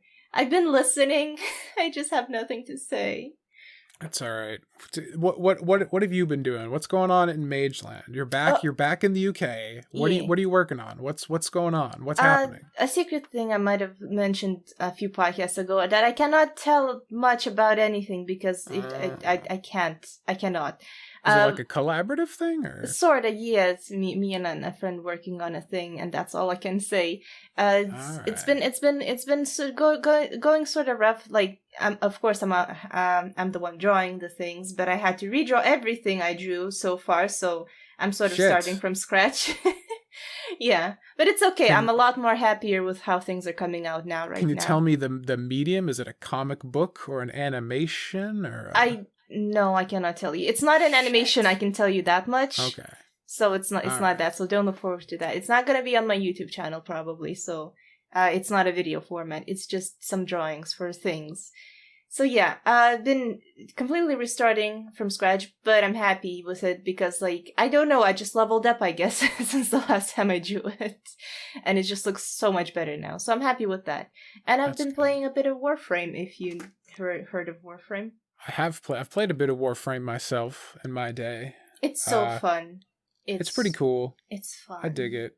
I haven't. It's not like one of those games I can get super into, just because again I'm not a big multiplayer guy. But yeah, you did say that. Being a spaceman just fun. Slicing things up's pretty cool. Yeah, since I have Discord Nitro, I got a Warframe for free, sort of, because Discord did a thing with Warframe, and that's how they got me in. They were like, hey, Warframe is always free. Yeah, but like free stuff. They give you like a bunch of goodies in the game because that's how they make all their money is they sell you stuff. But like Discord is like, we'll give you the first hit for free because that's how we roll. They were like, well, because you have Discord Nitro, we're gonna have give you like $50 worth of goodies for free in this game. And I'm like, I like free stuff, so I downloaded the game and I played the game just because I got the free stuff. Yes. So Discord Nitro. I've known that Discord Nitros existed for a while now. Mm-hmm. Never for even a fraction of an iota have I ever considered, maybe I'll buy Discord Nitro. You have it. Yes. What's the benefit other than getting free shit in Warframe? What made you say, yes, this is something I will purchase? Because I don't understand the appeal yet. Okay. Listen to me. Listen very carefully. I'm ready to get schooled. I can put love emojis everywhere I want. That's my benefit. That's all I need. Is it just the animated emoji? Is that not just animated emojis? Just like any emojis from any server I am from. I can put in any other Discord that allows custom emojis, and I can just put them everywhere, and I cannot function without them anymore. This is my life now. To everyone who's not in the chat right now, which is literally everybody listening, Mage is spamming with these emojis as she's making her point right now. Yes, I'm just putting all every single emoji.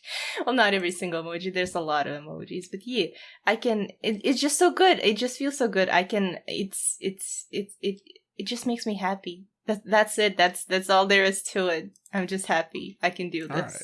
I wasn't sure if there was more to it because I kind of figured that was like the selling point for you because I see these all the time when you're talking in the chat, but I wasn't sure if there's more to it that I was not aware of. There might be more to it, but that's what I'm using it. That's all it took for you to fucking clinch the deal. All right, all right. Since I've been sitting on my ass doing nothing because moving is basically impossible. I've been marathoning Half in the Bag and Best of the Worst constantly. Like that's just been my life like all week. Is just getting caught up on that. Media, right? I didn't know you were not caught up on that. I mean, I watch it every now and then. I mean, I'm caught up on all the Plinkett reviews and stuff. But like, I don't usually watch every one that comes out. Just if they're talking about a movie that I'm interested in. Right. But I've been super bored, so I've been marathoning a ton of it. And Best of the Worst is like the greatest idea in the history of the internet. I knew that would be your type of show, like because Best of the Worst is awesome, but like I'm not as into it as Half in the Bag just because I'm not that into like those B movies that they watch. You know, like I think it's really funny some of the stuff they'll get out of it, but like it's not my aesthetic so much, but like I've always wanted to do something like it with something that would be That I mean that's kind of it was basically what the inspiration was for Pleave and the Weave. Like we pretty much were copying Best of the Worst mixed with Half in the Bag. Like it was meant to be like a little bit of both. Just watching these videos, I made a tweet about it earlier in the week, I think, just being like, it just made me realize like, oh, there are like people out there who have like real friends, and like hanging out is something that happens. No, you gotta all the remember time. these guys they're like us. They all met online and then moved into the same place. That's I know, why we want to do PCPHQ but now they're just like, hey, it's the weekend. Let's spin the wheel of the worst. This is what we want. Like this. That's why for me and Nate, it's such a like long-term goal where it's like, because okay, lately people have been like down on the idea that it was still possible to have PCPHQ just because like Ben and Munchie really want to live in Boston and they're not really interested in leaving for PCPHQ. Like they want to live there. They have a lot of stuff going on there. So they're kind of like out of the picture for that, you know? And I don't want to live in Boston at all. So like it would be easier if I was there and everybody was there. I hate Boston. I love living in Virginia Beach. Boston is way too expensive and I don't think it's worth like I understand why for Ben living in the heart of Boston with like a group of a ton of people that keeps his rent super fucking low, and he likes public transit, that's fine. Very different lifestyle from mine. I want to live in a fucking house and I want a car, you know? So like Boston is way too expensive to live that life there. Not expensive to do that in Virginia Beach, you know? And it's also a lifestyle I'm used to. And I moved into a much better part of town than I used to live in. Like, the area I live in now is way cooler than the area I used to live in. So, like, I'm completely satisfied living here. I am not going nowhere.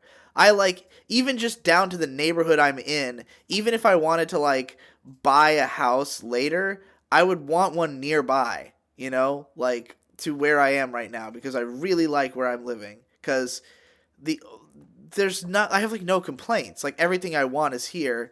I have a car, so I'm not that worried about public transit. You know, I understand why it would be harder for Ben, but even then, like down where I'm located now, there's a lot more in walking distance than there was. I mean, there was nothing at my old place. Now I can walk to pretty much anything I would want to walk to, so it's not a big deal. It's fucking sick. Yeah, it's a great area. So like, dream.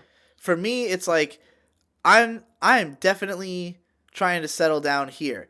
There is an apartment complex directly behind me with availabilities that is not expensive, you know? Like, Nate or you and Ben or whoever could get a place right behind me and literally be able to walk to my house in, like, 2 minutes, you know? Or fucking Nate can take his fucking boosted board to my place in 2 minutes, you know? I'm just thinking like, oh man, it'd be pretty cool if do like an IM Games video game version of Best of the Worst. People just send in like the shittiest games you could find and you just like dig through them. Like, dude, oh my God. I have a huge room. Like, first of all, my living room is gigantic and I bought a fucking couch that seats like, could potentially seat like 9 people on it, you know? Like, I have a huge couch for use of purposes such as big group watching, you know? And, I fucking have this one other room that's just a big room that could easily be filmed in, you know? Like, we don't live in that room. I just use it for, like, crafts.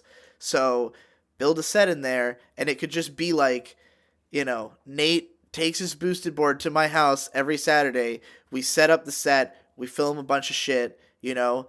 And anybody else who lives nearby can be a part of it. Or if we want to do RadCon, we already have a set built. Me and Nate already have a show. It's easier for us to fund it because we can talk about it on that show, you know? Like, I would think that Nate and I doing a regular show would be at least as popular as, like, the difference in subs between the two of us, which is, he already has over 100K. I've got 350. A lot of people are excited to watch our videos, you know? I think we would at least pull the same view counts we currently pull through like our main channel videos, you know? And that would be much better advertising for the rest of the PCP, for, you know, for any projects we were doing together, for RadCon. Like, it would be a way bigger signal boost to all of that. So, like, that's why I want it so bad, because I think oh man, this would be a way that if Nate and I lived together and we built the foundation of this and everybody else could be involved, everybody's just going to make more money. Like, just because it exists, you know? It's going to be easier for me, even if it was just me and Nate running the main show, if Ben comes in for an episode of a show that's got 40,000, views per video, huge signal boost to his fucking empire, you know? Like, that would be the cool thing about it. Yeah, that's what I want. That's what I want to happen. I mean, I'm not like super negative on PCPHQ. It's just like it definitely doesn't seem like it's going to involve everybody at this point, but there are people who are still interested. But it's kind of like Ben and Munchie don't want to even be involved with it on like a fundamental level. Like, they would rather probably show up once every 6 months, and it would still be enough for them because they have followings. Like, they don't necessarily need to make way more money, and they're having a lot of fun doing what they're doing without worrying about money, you know? Like, yeah. Endless War is a non-profit venture, and it takes a huge amount of effort, but they're both really proud of it, and they want to be a part of a community of people, and they're making enough money to live up to the lifestyle that they consider to be enough, you know? Like, Ben is not, like, crying about money all the time, you know? He's clearly crying about money, but more about crying about taking down the system of right. money itself. He's crying about money because he would like to have more of it, but not because he's miserable with his life from not having enough of it. You know, right. Like, big difference. And I think a lot of artists who are at the same size as some of the members of the PCP, like, would not be able to sustain themselves on the amount they make through their art. But like, because our fans are so passionate and so, like, cultish, like, they just care enough to, like, fund our lives, basically, you know? So, like, and granted, we're not bending them to their dollar to fucking be able to afford these lifestyles, but, like, like, in other words to say, we're living cheaply, but it's entirely fan funded, you know? Right. So like, I understand why they would want to have, like, closer interactions with fans and a more thriving community around them, because that's what interests them as an artist. For me, I'm much more insular. I don't really want to communicate. Like, I have a Discord, and I'm in there pretty frequently. I only go into the discussing Digi content board. Like, I'm only there to talk about myself and answer questions and talk about my videos. I'm not there to, like, just discuss anime with all these guys, because I don't want to get sucked in. I will not get enough work done, you know? Anytime I start talking on Discord, it's like hours gone. And, right. I will get sucked up in a conversation and just fucking totally lose track of time. And I just like working a lot more than that, you know? I would prefer to keep getting things done than to have a conversation that goes for hours and I don't really get anything out of it, like, in terms of, like, contributing to my career, you know? Like, right. I think at the end of the day, the people into your work would prefer you get more work done. Yeah, in the long term, anyways. So, especially if they just like everything I do, which a lot of people do, and I make a lot of shit. So, like, for some people, I'm like their biggest source of entertainment. It's like, I watch an hour of Digibro content every day because he releases an hour of Digibro content every day. So, like, that's a lot. That's a lot of consumption of one person's work, you know? If I was watching an hour of somebody every single day, I would definitely consider myself to be a huge fucking fan, you know? Right. It's pretty wild. So, and there are people, I mean, I will watch, I might save it up for a while, but I will watch all of Jesse's content, and I will watch all of Dick Masterson's podcast, which is like 3 hours a week. So that's like stuff I consider myself a big fan of in the same way that people are a fan of me, which is why I get it, like, I totally get how people feel about me because I feel that way about Dick, I feel that way about Dick. Quote, did you, bro? Sorry for cutting you off, Mage. What were you gonna say? That's okay. I wanted to say maybe we should, like, start moving on to voicemail sometime soon. Yeah, we have been going for like a while. We've been going for close to 2 hours. Yeah, almost 2 hours now. Yeah. We can go to voicemails. I've gotten everything off my chest. I really went on about shirts. Dude, shirts are important. I feel like coming up the next 12 months, shirts are going to be a thing. 'Cause I want to get back into shirts. You're doing shirts. Yeah. It's all about the shirt life. I don't want to like overdo the shirts and have people be like, I have too many shirts of yours. But at the same time, You can never have too many shirts. oh, let me tell you about an idea I have though that I might do next year. And if I do this, this will be how I do shirts. Which is that at the start of the year, I'm gonna buy like basically just a massive amount of shirts, and I'm going to create a unique shirt for every day. And I'll make a vlog, basically just for every vlog. Like, just have a different shirt every vlog I'm in. Because, again, it's very easy to make them, you know? Like, to just make one, just fucking slap it on the thing and it's done. So, I'll wear a different shirt in every video, and then I'll set up a website where you can buy any of the shirts that I wore in any of the videos.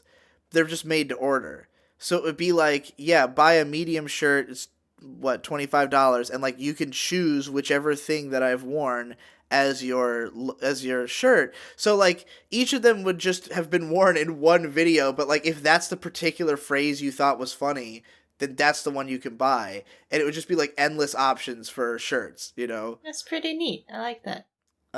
So that's one idea I have, and like obviously no one of those shirts would probably sell all that well, but you know, as soon as you find the one that really makes you laugh, that's the one you buy, you know? Right. Yeah. The possibilities are endless. But I'd have to set up a store that can, like, do that automatically, because the way I did all my sales was through email, and that was a pain in the ass. Just because a lot of people don't really know how to write their address. They don't remember to put the zip code, or they forget little details.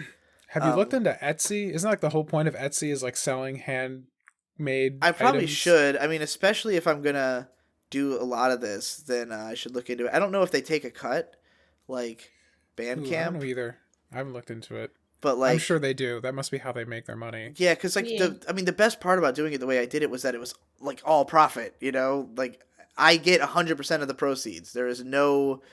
You know, it either is going towards paying off what I spent on the cost of the shirt, or it is just money I have now. There is no other money involved. Nobody else is getting my money, you know? You should like set up a Google form that people can fill out if they want to buy a shirt, and then you send them a PayPal That invoice. would probably be closer to what I would... And then, because when you send them an invoice, they have to put in their information and stuff in order to have it go through and pay you. That might be a good way to do it. That keeps it all in-house. I just want to set up a system that'll do it for me, you know, automate it as much as possible, but without having to pay for a site, you know? Or like, I'd even pay for my own hosting for a site just to have a shop site, because that would be cool. But like, I would do that over going through like a Spreadshirt or something, you know? Yeah. Look into Shopify then. I know there's like a Shopify plugin for self-hosted websites to let you do that. Yeah, I'll look into that too. All right, let's go to voicemails then. Let's do it. All right. I have 5 voicemails for us to go through today. If they suck, you can yell at me. Tom Oliver says at Twitter. This is the best that I could pull from the ones that we have. Before we get started, there was a lot of voicemails. I didn't include any of them because they were all long. But there were like 5 or 6 people who called in specifically to defend peeing sitting down. I guess that was a hot button topic from one of the previous episodes that I haven't listened to yet. But yeah, there was quite a few people who voiced their disdain at I guess we were not too kind to the sitting down while peeing. I believe Nate position. Concluded that it was inhuman in some way. Ah, okay. Excuse him. for guys, I'm assuming it was it was specifically a guy. Issue.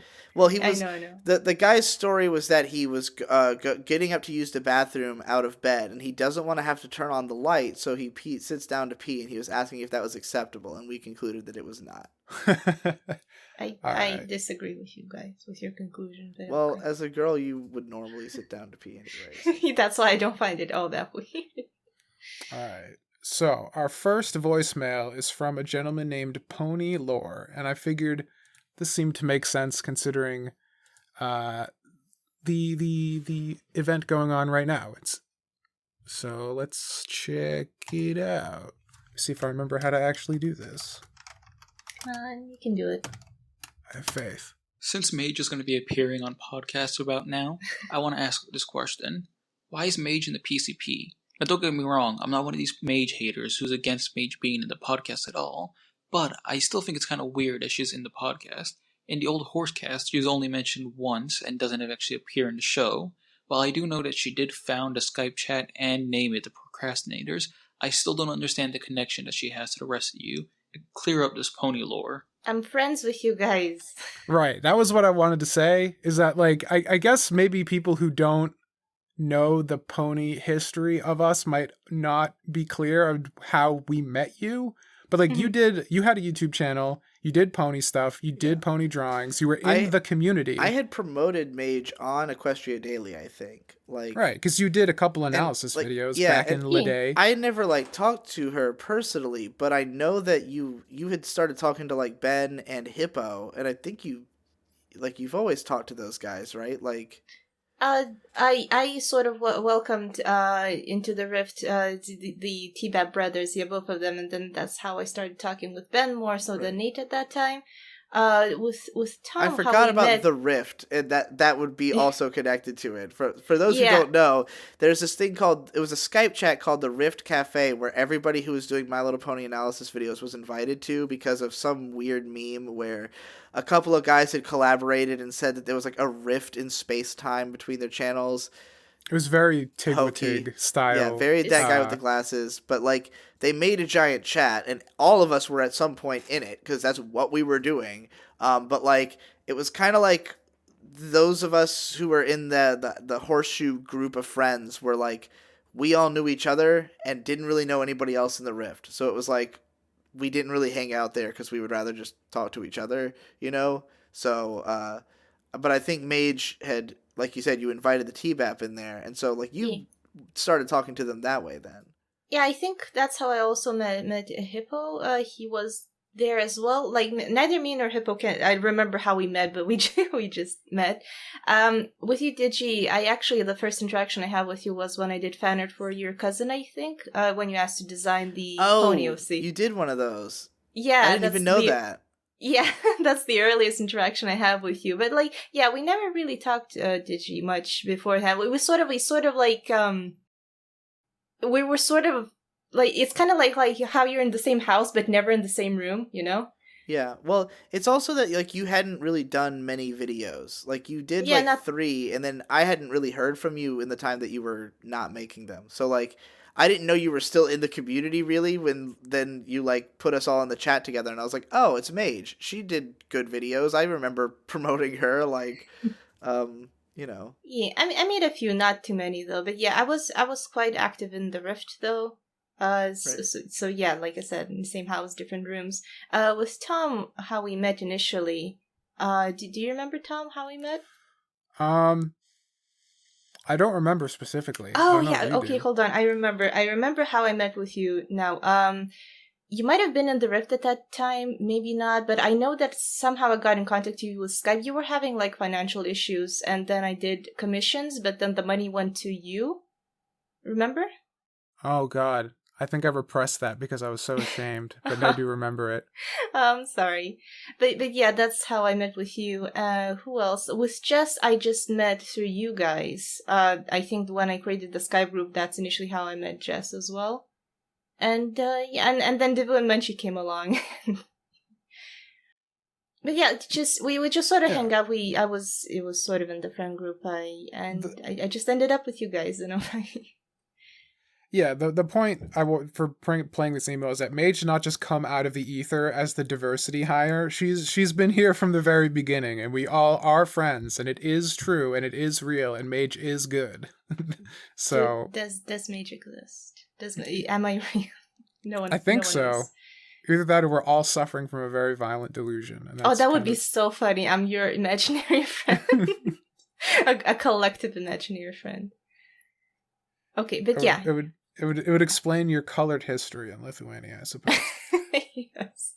Right. But yeah, no, I sort of get why people question that, because I originally wasn't sure if I should be in your friend group because I just need the chat. I should have left. That's how I felt initially.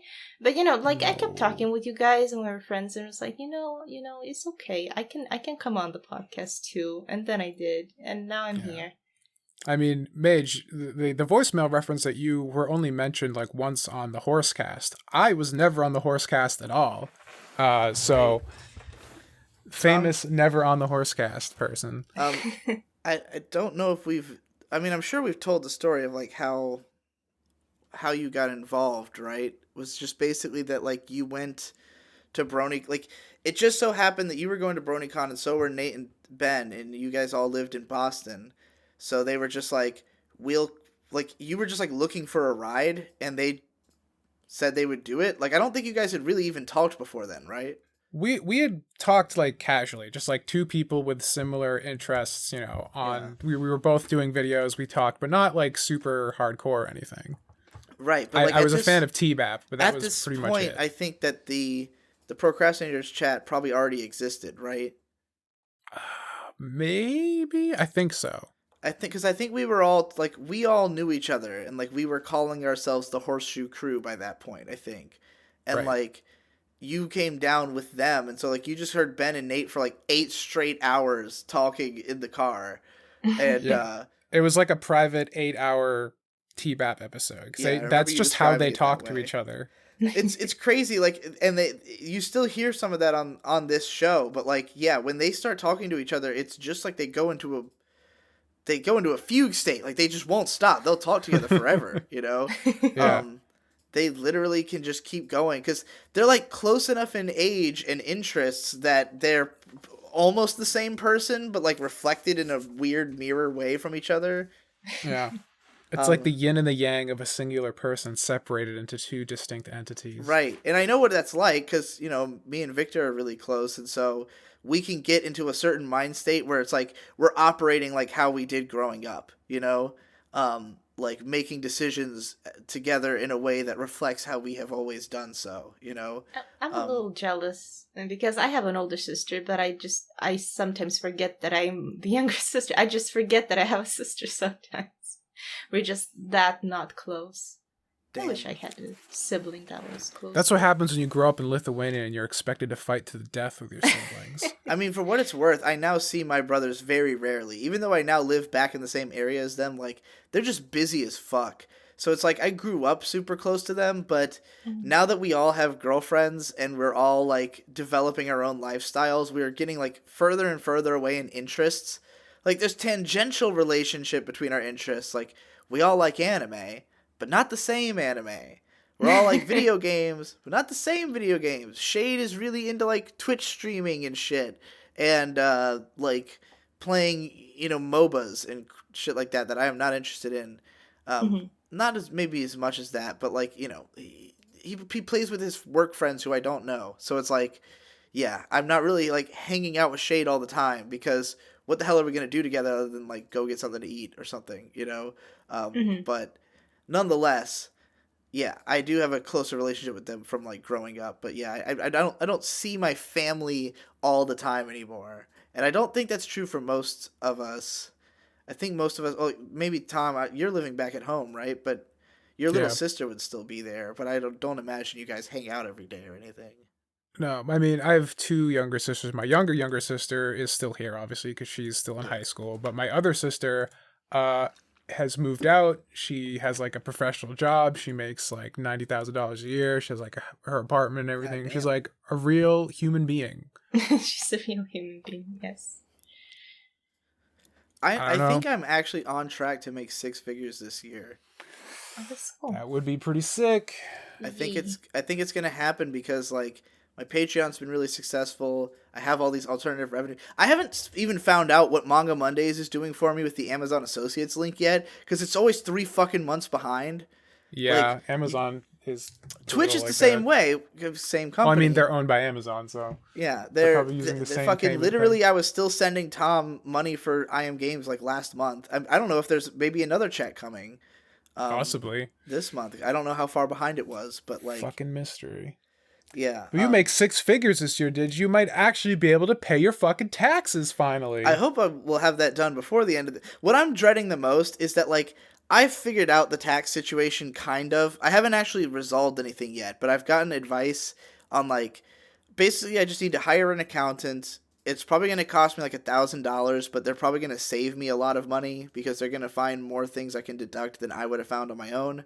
The IRS has a program where if you're a small business, they will forgive the interest on your missing payments.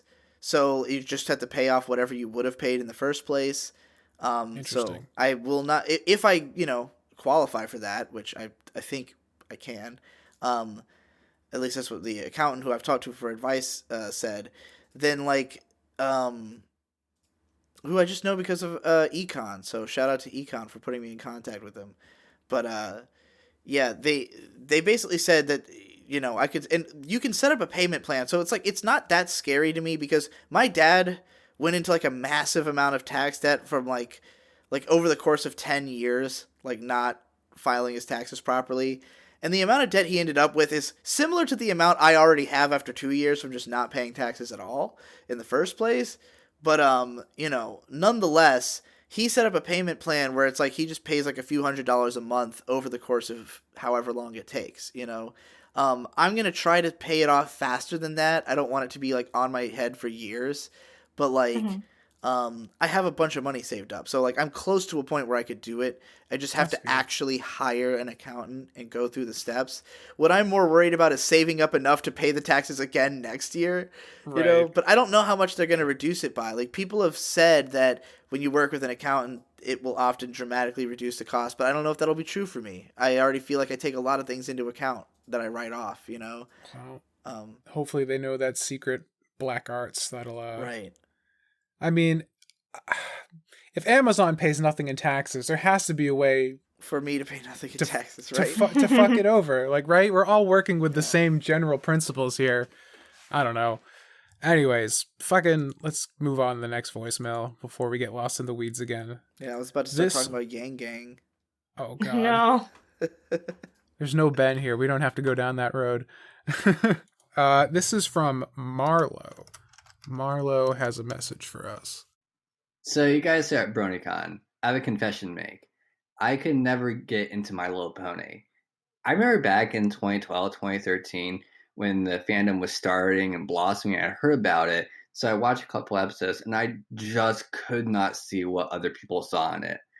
Like, maybe it's because I wasn't the target audience, or maybe I just wasn't autistic enough to enjoy it, which is weird because I feel like I should have been. No offense to you guys. Like, it's weird. The PCP has given me a lot of insight on the fucking debacle that was the MLP fandom. And, I feel like I missed out on something, but at the same time, I feel like I missed out on nothing. So I'm wondering, now that MLP is effectively over, what's the final autopsy report? Tom, do you want to go first or should I? I'll go first. The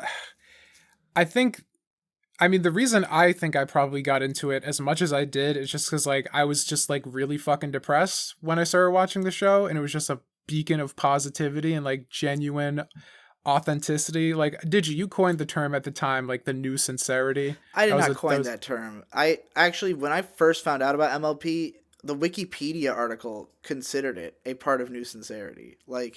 It's not something that anybody in the fandom talked about, but it was on the Wikipedia article. What's sincerity?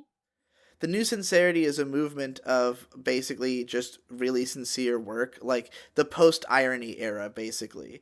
Because the 90s was very much all about irony, and a lot of our media is influenced by that. But I believe it was actually, the term was made up by the guy who wrote Infinite Jest, David Foster Wallace. He was big into the new sincerity as an idea of a rejection of that former irony. But I think maybe Idea Channel made a video where they compared My Little Pony to that, and that's why it was in the Wikipedia article. But it seems about right. I made reference to it. You're the one who introduced me to the term, and it made sense. Just the show was very sincere, and I think in the beginning, especially in 2012, 2013, the community around it was very much embodying that sincerity. It was very much expressing enjoyment for the show, understanding that it was fucking weird and not giving a shit, and not letting that outward stigma be reflected in people's appreciation for it. let me put And it it was this just way. kind of genuine in the beginning. There's a very big difference between when you're looking at it from a social angle and when you're in the thick of it. Because, like, when you look at what My Little Pony represented, like, the community around it on, like, a macro level, it's, like, a bunch of people who came together over this show and did a lot of good things and, like, really seemed to get something out of it. Like, it made their lives different or better in some way. And so, like, you can look at it as, wow, I'm glad the show provided that for a lot of people. And when you first get into that community, that's the way you're more likely going to see it because, you're looking at it from the outside.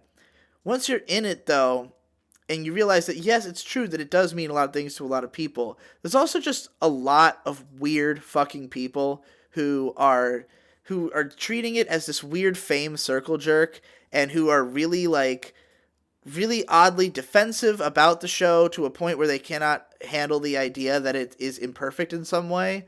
Yeah. And then there's the people who, like, have all this drama in the community. There's all these different factions. There's all these people who have problems with each other. And it's very petty. Hypocrites. And there's people who, who, like, their entire self-worth is tied to their success within this fandom.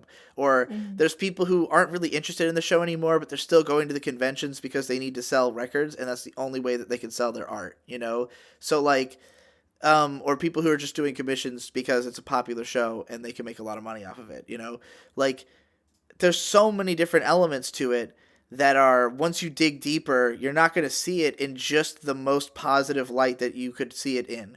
You're going to see it as, like, yeah, well, I know that I got something out of it, and I see that it gave something to a lot of people, but I also have interacted with a bunch of fucking morons who were into this show, and, like, I know that in order to be deep into this community, this is something you have to deal with, is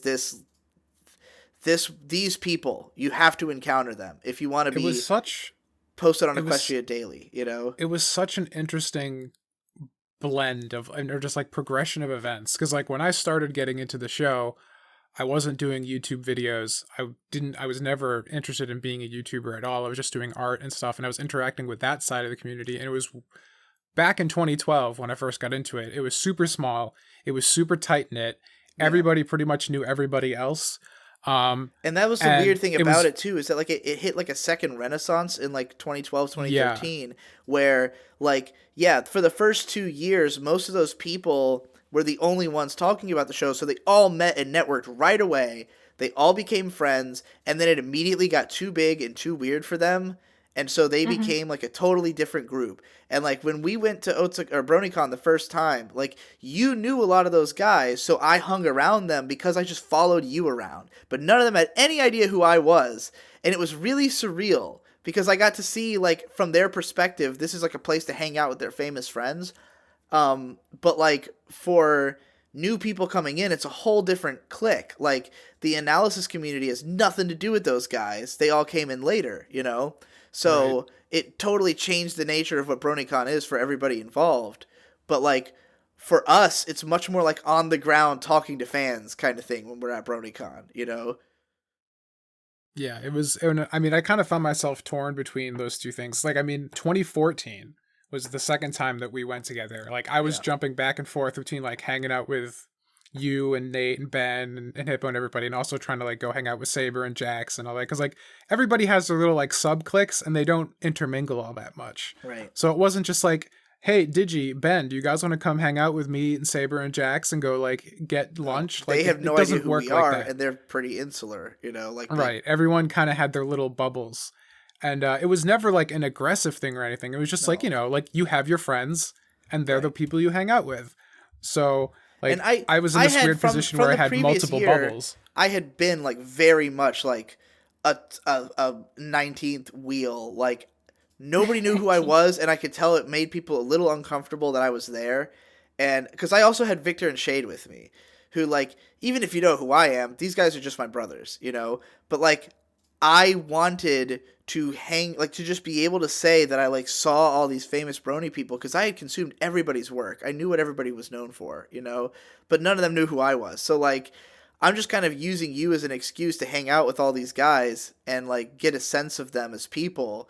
But, like, it's weird for me to be there, And so that's why I tried not to do that other times. It was like, okay, I have my own clique now, you know? But, like, I was as famous as any of those guys at that time. I had just come in way later and gotten big really quick, you know? We were establishing a new niche, essentially, Right. that was separate from this. And it's funny because between 2013 and 2014, we both doubled in size. That whole community came into its own, became a big part of the overall So we were fandom. a way bigger thing, and like people knew about what we did. By next year, the tables had basically turned. But it was really funny because even though you and I pretty much like started it as a popular thing, it quickly got away from us. And there were channels that were as big as us who ended up doing it for way longer and being way more respected because of the fact that you and I, quote unquote, quit the fandom. Like a lot of bronies really just hate you. If you say anything negative about the show, or if you just leave, if you're I'm not covering the show anymore, they're like, oh, you're dead to me, you know? Yeah, I mean, that was the big problem, that even we were facing a lot of friction because, like, we were trying to analyze the show, and so when it did something bad, we'd be like, that kind of sucked, and that was, if you said that was like, you know, cursed. You're not allowed to decry God, and that's part of the reason why I quit the fandom as well. Just part of it, but yeah, people like I started seeing like, you know, more issues with the show, and people immediately assumed I started getting negative or jaded or whatever. It's Biter's influence, though it wasn't. I recently I say a few months ago, like some person I had added on Steam like forever ago messaged me, and they started off nice, and they just like, oh hey, you're the mage, you did the pony things, and they started eventually going off at me, just like, how dare you like abandon your friends, how they must feel, you're a terrible person. And I'm like, oh my god, in the year of our Lord 2019, people are still butthurt. Yeah, I blocked them, but like because they just couldn't understand the idea that it's not like I had a fight with anyone. I just decided to not do the pony stuff anymore. I still welcome if people like, oh hey, like let's say Persian Poetess messages me and be like, hey Mage, you remember me? And I'm like, yes, I remember you. You're a good person. We were friends. I'm still welcoming people I used to be friends with to talk to me. It's not like I blocked them or snubbed them or anything, but they just assumed I ditched them and I betrayed them and everyone's crying about it. That's not how it is. This person was so delusional. My hypothesis for all of this, like, weird energy that the community always had, was that in the beginning, and even to this day, but to a significantly lesser degree, people on the outside would look at it and balk, right? Yeah. Just like, what the fuck? Why are all these, like, adults into this children's cartoon for little girls? And so you would get flack for liking the show. So you'd come into the community and you'd want to like get positive affirmation. You'd want to be like, oh, this is okay. I am okay for liking this. And so when people on the inside would say anything bad about it, that would like threaten that narrative that, oh, I'm not a freak, this is okay. Like they just lash out at this you. is where the biggest problem I think that we as the PCP ran into, and why we couldn't really participate for too much longer, is that all of us are proud internet weirdos. Like, we are people who identify with the weirder stuff that's on the internet. We, like, are into, like, furry shit, or we're into, like, you know, weird fetishes. We're into anime. We're into, like, nerdy, hardcore shit. And we don't paint ourselves as, like, good guys, you know? Like, we're not out there trying to say, like, oh, it's like morally okay to be a fan of My Little Pony. It doesn't threaten your masculinity, because I'm like more likely to say fuck your masculinity, you know? Like, I'm more into like, you know, there was a huge element of transgender people in the My Little Pony fandom. Huge element of gay people, huge element of autistic people. That was, in my opinion, the majority of the hardcore fans would fall into one of those categories. And so, like, to paint it as, oh, like, you know, it's okay to be a guy who's into My Little Pony. Yeah, but it's not really so much, like, that's not the appeal of it. The community is comprised of, like, a lot of people who, you know, who only really find representation in a show like this, and that's what the appeal is to them. It's not just that it's a girls' show that appeals to guys because it happens to be good. It also is, like, a weird pink horse show that is about identity, you know? And, like, that is going to draw a lot of people. And I think that element of it attracted me, although I don't really fall in with a lot of the, like, the Tumblr crowd who is, you know, who makes up a lot of the people who cared about it on an identity level. But I see it as just, like, this is an interesting gathering of people with mental disorders, of which I am one, and I want to explore that angle of it, you know? Well, that's the thing. I think that was really the separation, and something that I don't even know if it's like a an age difference thing or like a generational gap, is that like we're doomers, and like I guess the doomer mentality, at least like our flavor of doomer, is just like, I'm fucked up and I accept that and I'm okay with it. Because and our I feel angle like is kind of like the world invites this, you know, like this is what happens because things are the way they are, is we end up with these weird mentalities, and like we end up being weirdos, and like we shouldn't have to feel ashamed of that. Like, we should just embrace the fact that, yes, what we do is strange, but there's no objective way to determine what is the right way to live. So, just enjoy being the freak that you are, and like, absolutely, but acknowledge that what you're doing is not normal. That is the difference, because I feel like people who came after us, or just like the current culture now, is that what I'm doing isn't weird. Society can say this is normal. Yeah. I am still normal, no matter how fucked up I am. I am still actually normal, and I must change society to redefine what I do as normal. It's like, that's the difference. You know, when I watched My Little Pony, I was under no illusion that this is weird, abnormal, and fucked up, but I was okay with it. Yeah. There were other people who are like, I'm watching My Little Pony, therefore it is not weird anymore. We must change all of society's perceptions. And like, when I initially watched it, to just answer the original voicemail, like, I was huge into magical girl shows at the time. I had just gotten really into Heartcatch Precure, Cardcaptor Sakura. I just like cute shit, you know, and I've always been like a cutesy, like, I've been a weird anime guy for a lot longer than I've been a brony, you know. I was like an outspoken lolicon and like just into weird cutesy little girls shit, you know, since way back. So My Little Pony falls in line with all that, and I saw a lot of people talking about it, and most importantly, at the time, the whole show was available in 1080p on YouTube. It was very accessible, and that was the biggest thing that made it spread so much, was that it was so easy to just type in the name of the show, get all the episodes, and just watch it out of curiosity for why are people talking about it. And like, it didn't stick with me at first either. I think Tom and I agree, the opening two-parter is like some of the worst episodes of the show, I think. Yeah.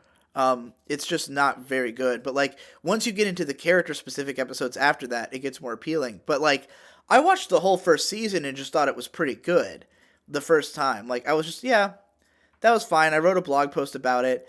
Then I caught up to season 2, and some of the mid-teen episodes of season 2 I thought were really good. Also, like, the first 5 episodes are all great. Just in terms of going farther than you would expect the show to go, into having, like, bigger narratives, more artistic presentation, like, big villains, interesting songs, like, pretty good production choices, good character beats. It's just like, wow, this is going better than I expected, you know? And then I discovered the community right after that, and there was just because first thing I saw was Friendship is Witchcraft, which is a pretty good parody show, you know? So, like, that was my introduction to the idea of the brony community, and it's like, right off the bat, I know there's actually good stuff being made here, you know? So I just fucking consumed all of it, because I was a hikikomori neat, so, you know, I spent 2 months just consuming all of the fan culture, and then it wasn't until, like, 6 or 7 months after that I actually started making stuff that got popular. So like, I had already gone through a phase where I wasn't even into Pony anymore before I got famous for doing Pony. Like, I kind of came back for season 3 just to do videos on it, and then I got really famous, so I kept doing it. But like, I'd already kind of exited my brony phase. I just kind of re-entered it because suddenly it was the you know, my entire career. Yeah, pretty weird. But I definitely think, like, for me, being into a show long-term like that is very odd. It's by far the longest I kept up with the show weekly in my whole life. By far the most knowledge I had. Never been as into something like that, and never hoped to never be again. It was probably a bit too autistic. I think the only thing that's ever been close for me was Undertale, but that ended a lot quicker than My Little Pony did for me. This is just one game that lasts 4 hours. You know? Yeah, but I loved Undertale so much. You haven't a clue, but there's just a lot of animation that got like 1 million views. Yeah, an animatic, yeah. It's not even my most viewed video at this point. But yeah, anyway, yeah, I just loved Undertale. I loved Metaton. It's just so good. When I first saw Metaton, I wasn't too impressed, and I thought, he's probably going to be very popular. He has that sort of anime aesthetic to him. Then, like, I sat around on just for like 2-3 days, and I was like, holy shit, I love Metaton. He's my favorite character. All right, what other voicemails do we got, Tom? All right, next one's from Jorb Nohital. I don't know if I'm pronouncing that right, but what do you have for us, dude? A topic is brought up. The topic is regarding a group of people. Digibro mentions how the discourse on this topic misses the common sense points it should be addressing. Nate agrees with Digi, but states that he doesn't understand the full extent of the issue, and perhaps if he knew more, he'd think differently. Ben Saint half-heartedly agrees, but says that if things were different, things would be better. Nate agrees in a conciliatory manner, but says that it's probably the people that need to change, not the situation. Ben Saint laments the current state of affairs, and says that if the situation were different, the people would be different too. Munchie laughs absent-mindedly at something in the conversation. He's thinking of endless war. Hypocrite tries to chime in, but he's cut off. He tries again, but is cut off. He tries a third time, but stops himself, and decides to think about it more in his own head first. Tom Oliver says that the entire argument is based on a faulty premise to begin with, and no solution can be reached from this point. Mage brings up a point related to her childhood in Lithuania. Man, her upbringing was freaking whack. Digibro says he agrees with everybody, but also disagrees with everybody. Endless Je is working on a script about this topic right now, but halfway through he gives up and throws it away. The Who is off the grid. Nobody knows what he's up to. Munchie proposes a move to voicemails, just when Hypocrite is thinking of what he wants to say. The voicemails are brought up and mine isn't included. I'm disappointed, but not surprised. That was fucking great. I'm glad that after 170 episodes, we've fallen into a predictable rhythm. That was really believable as like exactly what it is. I was like, damn, he's fucking got us pinned. I'm like, we can just play this voicemail for every episode from now to the end of time. That kind of stuff done the for work me, for us. That kind of voicemail is the ultimate like fan wank for me, because they simultaneously are like kind of making fun of you for your flaws, so it's funny and you laugh, but at the same time, they have to know you really well to know this. Like, they have to have seen a lot of fucking PCP episodes and really paid attention to the way we communicate in order to understand how to break it down that well. And that is how you know you have real fans. Yeah, I thought it was too good. Had to give it some love. It was fucking great.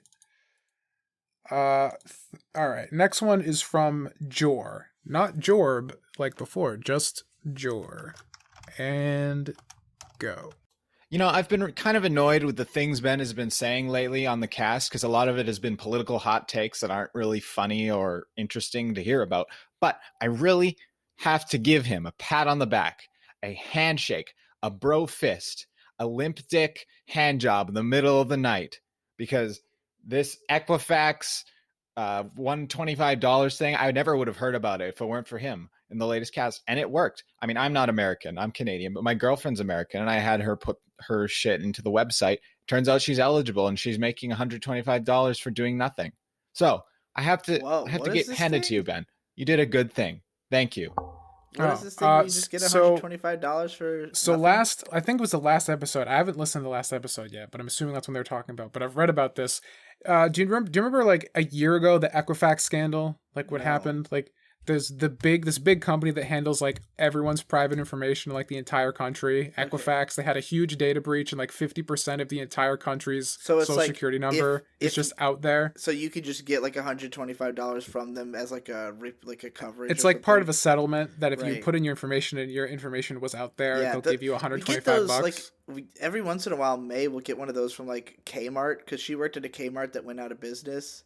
And like, you know, it's like, oh, if you were severed because of the fact that we couldn't have your job anymore, like here's a piece of a class action lawsuit or something like that, you know, just weird shit like that comes up sometimes. Yeah. So I guess it's at least $125, but like if you spent time Like they'll compensate you for your time by the hour up to like, I think you can get up to $525 depending on how much time or if you've been affected or like you had to like work with the bank to get something reversed or anything. However, the reason I included this voicemail is because I wanted to say we're all fucked, because I read another article that Equifax has only put aside $31 million for cash payouts, because what you can do is you can choose to either have them give you free credit audits for the next 6 years or get $125 in cash. And technically the 6 years of auditing is worth more, but why would you trust Equifax with your information again is beyond me, like especially if they fucked up this bad. So most people are taking the cash payout, but they've only put aside $31 million. So according to people who are like smart and are following this issue, because of how many people are picking the cash payout versus how little money they put aside for it, we're actually going to get a fraction of $125, probably to the point where it's going to be basically nothing at all. Well, so yeah, fuck everything. Good job, Equifax. Probably did this on purpose to avoid having to pay huge amounts of money. So I just want to let everybody know preemptively, don't get too excited just yet, because there's literally not enough money to go around. Amazing. Yeah. So keep your finger on the pulse of that if you're waiting for your check, because I have a feeling. Sorry to that guy with the voicemail then. Yeah, like the decimal might be moved over a few places by the time the check comes in the mail. Yikes. All right, and not in a what do we got preferable next? way. All right, our last voicemail is from Jack V. All right, Jack, bring us home. Oh, hey, PCP. I just wanted to make sure that it wasn't lost on anyone that on episode 169 of the Procrastinators podcast, both Nate and Ben emphatically and loudly agree that there is nothing morally wrong with adult consensual incest, all the while their sweet sister Grace is within earshot. You're a dog. You're a dog, and I'm sick of it. Oh, boy. Well, there you have it, everybody. Another Procrastinators podcast in the bag. Yeah. Done. Completed. Oh my God. We did it. It went We by did a lot it. quicker than it seemed like it did. It was 2.5 hours. It didn't feel that long. It did not. I Well, guess when you're because I talking didn't hear about a bunch of that hard, screaming about shit I don't know what is going on. that's true. That's true. Politics drags forever. T-shirt talk. That just the time just flies by. Yeah. This episode be called like Patreon, merchandising or something. I guess so. Patreon.com/theprocrastinators. Speaking of merchandise, go there, give us your money, and you can get access to bonus episodes. Yes, if you pay $5 or more. Monthly bonus episodes. We should probably come up with like some kind of merch tier. I feel like that would be like I think it would be really neat. Me and you had talked about this idea for I Am Games called like the monthly shirt club, where it was like a subscription service or something where every month we would send you a different shirt. Again, I don't know if this is like overkill on the shirts or whatever, but like, you know, I mean, I have a care pack with my subscribers where I just mail people a USB stick full of exclusive content and like an art card with a poem written on the back, and I sell that for $40. I make 20 of them. That's pretty good. Yeah, we could should do something like that for that. the PCP and just send them weird PCP related shit every month. It would probably go over pretty well. Yeah, let us know what you think about that idea in the comments. If you would pay for something like that, how much would you pay? What kind of stuff would you want? Let us know. Yeah, between all of us, we could probably get a lot more varied content out the door with something like that, as opposed to just one of us. So yeah, join the Patreon. $5 gets you access to the bonus episodes. The newest bonus episode is a Mage and Nate exclusive bonus podcast because everybody else was asleep or not aware it was happening. You guys played Minecraft, if I understand correctly? Sort of, yeah. We played Minecraft on a Pixelmon server, meaning there were like Pokemon in the background while we were just doing Minecraft stuff. That is the most Mage-core episode concept I've ever heard of. So if you want to check that out, $5 a month, it's all it takes. Bonus episodes, that's what, episode 21, I think? Or more? There are over 20 bonus episodes. 28. Currently 28! Also, we're almost 30! What are you waiting for? Give us your money now! if you enjoyed the dulcet tones of Tom's voice on this episode, you should also go over to I Am Games, which is an active channel still because Tom is still making gaming videos over there, including a script he just sent me for. I don't know if this will be out by the time of this podcast, but for like an 8-page script about Dark Souls healing systems that was blisteringly in depth. So if you want to hear Tom go full Souls fanboy after years of shitting on it, subscribe to I Am Games and do it. It's also good. Also Tom's Twitter, so you can support his actual art. Please do. Play my game. Public demo on Newgrounds. So patrons get access to beta builds. It is the only morally acceptable thing to do, considering the state that Tom is in. Your only option is to give this man support me for the quality of my art, not the lack of quality of my spine. God damn it! But if Tom dies, do you want it on his conscience that you didn't help to fund him to have better back surgeries? Fund my back surgery. Donate to my Patreon today. Yeah. Mage, anything you want to shill before we close out? As ever, never, nothing, nada. Purple's still good. Show Purple love, I guess. Purple good. That's it, everybody. Maybe one day I'll have something, but not today. When your secret project's done, hopefully you'll plug it. Yeah. When my secret project is done, I'm gonna show it off like my child's drawing. All right, sick. Well, until the secret project revealed, you can all ruminate on its contents and give us money and follow us on Twitter at TBCrastinators. I think we still use that occasionally when we feel like it. Follow all of us on our Twitter because we're all over there all the time. And yeah, have a good day. See, like, a billion pictures of all of them at BronyCon. Yeah. They've been tweeting them all the time. Yeah. Non-fucking stop. Go to Munchie's channel for more video. Munchie and Gibbons' channel, I think, have been posting videos from BronyCon if you want to see all that shit too. Bye. Goodbye. Yeah. I'm supposed to be working right now. I'm supposed to be working right now, but I'm not working. I'm doing nothing. My dick I'm jerking. Myself I'm sucking. I am an asshole. I am a stupid. I've got a deadline. Don't wanna do it.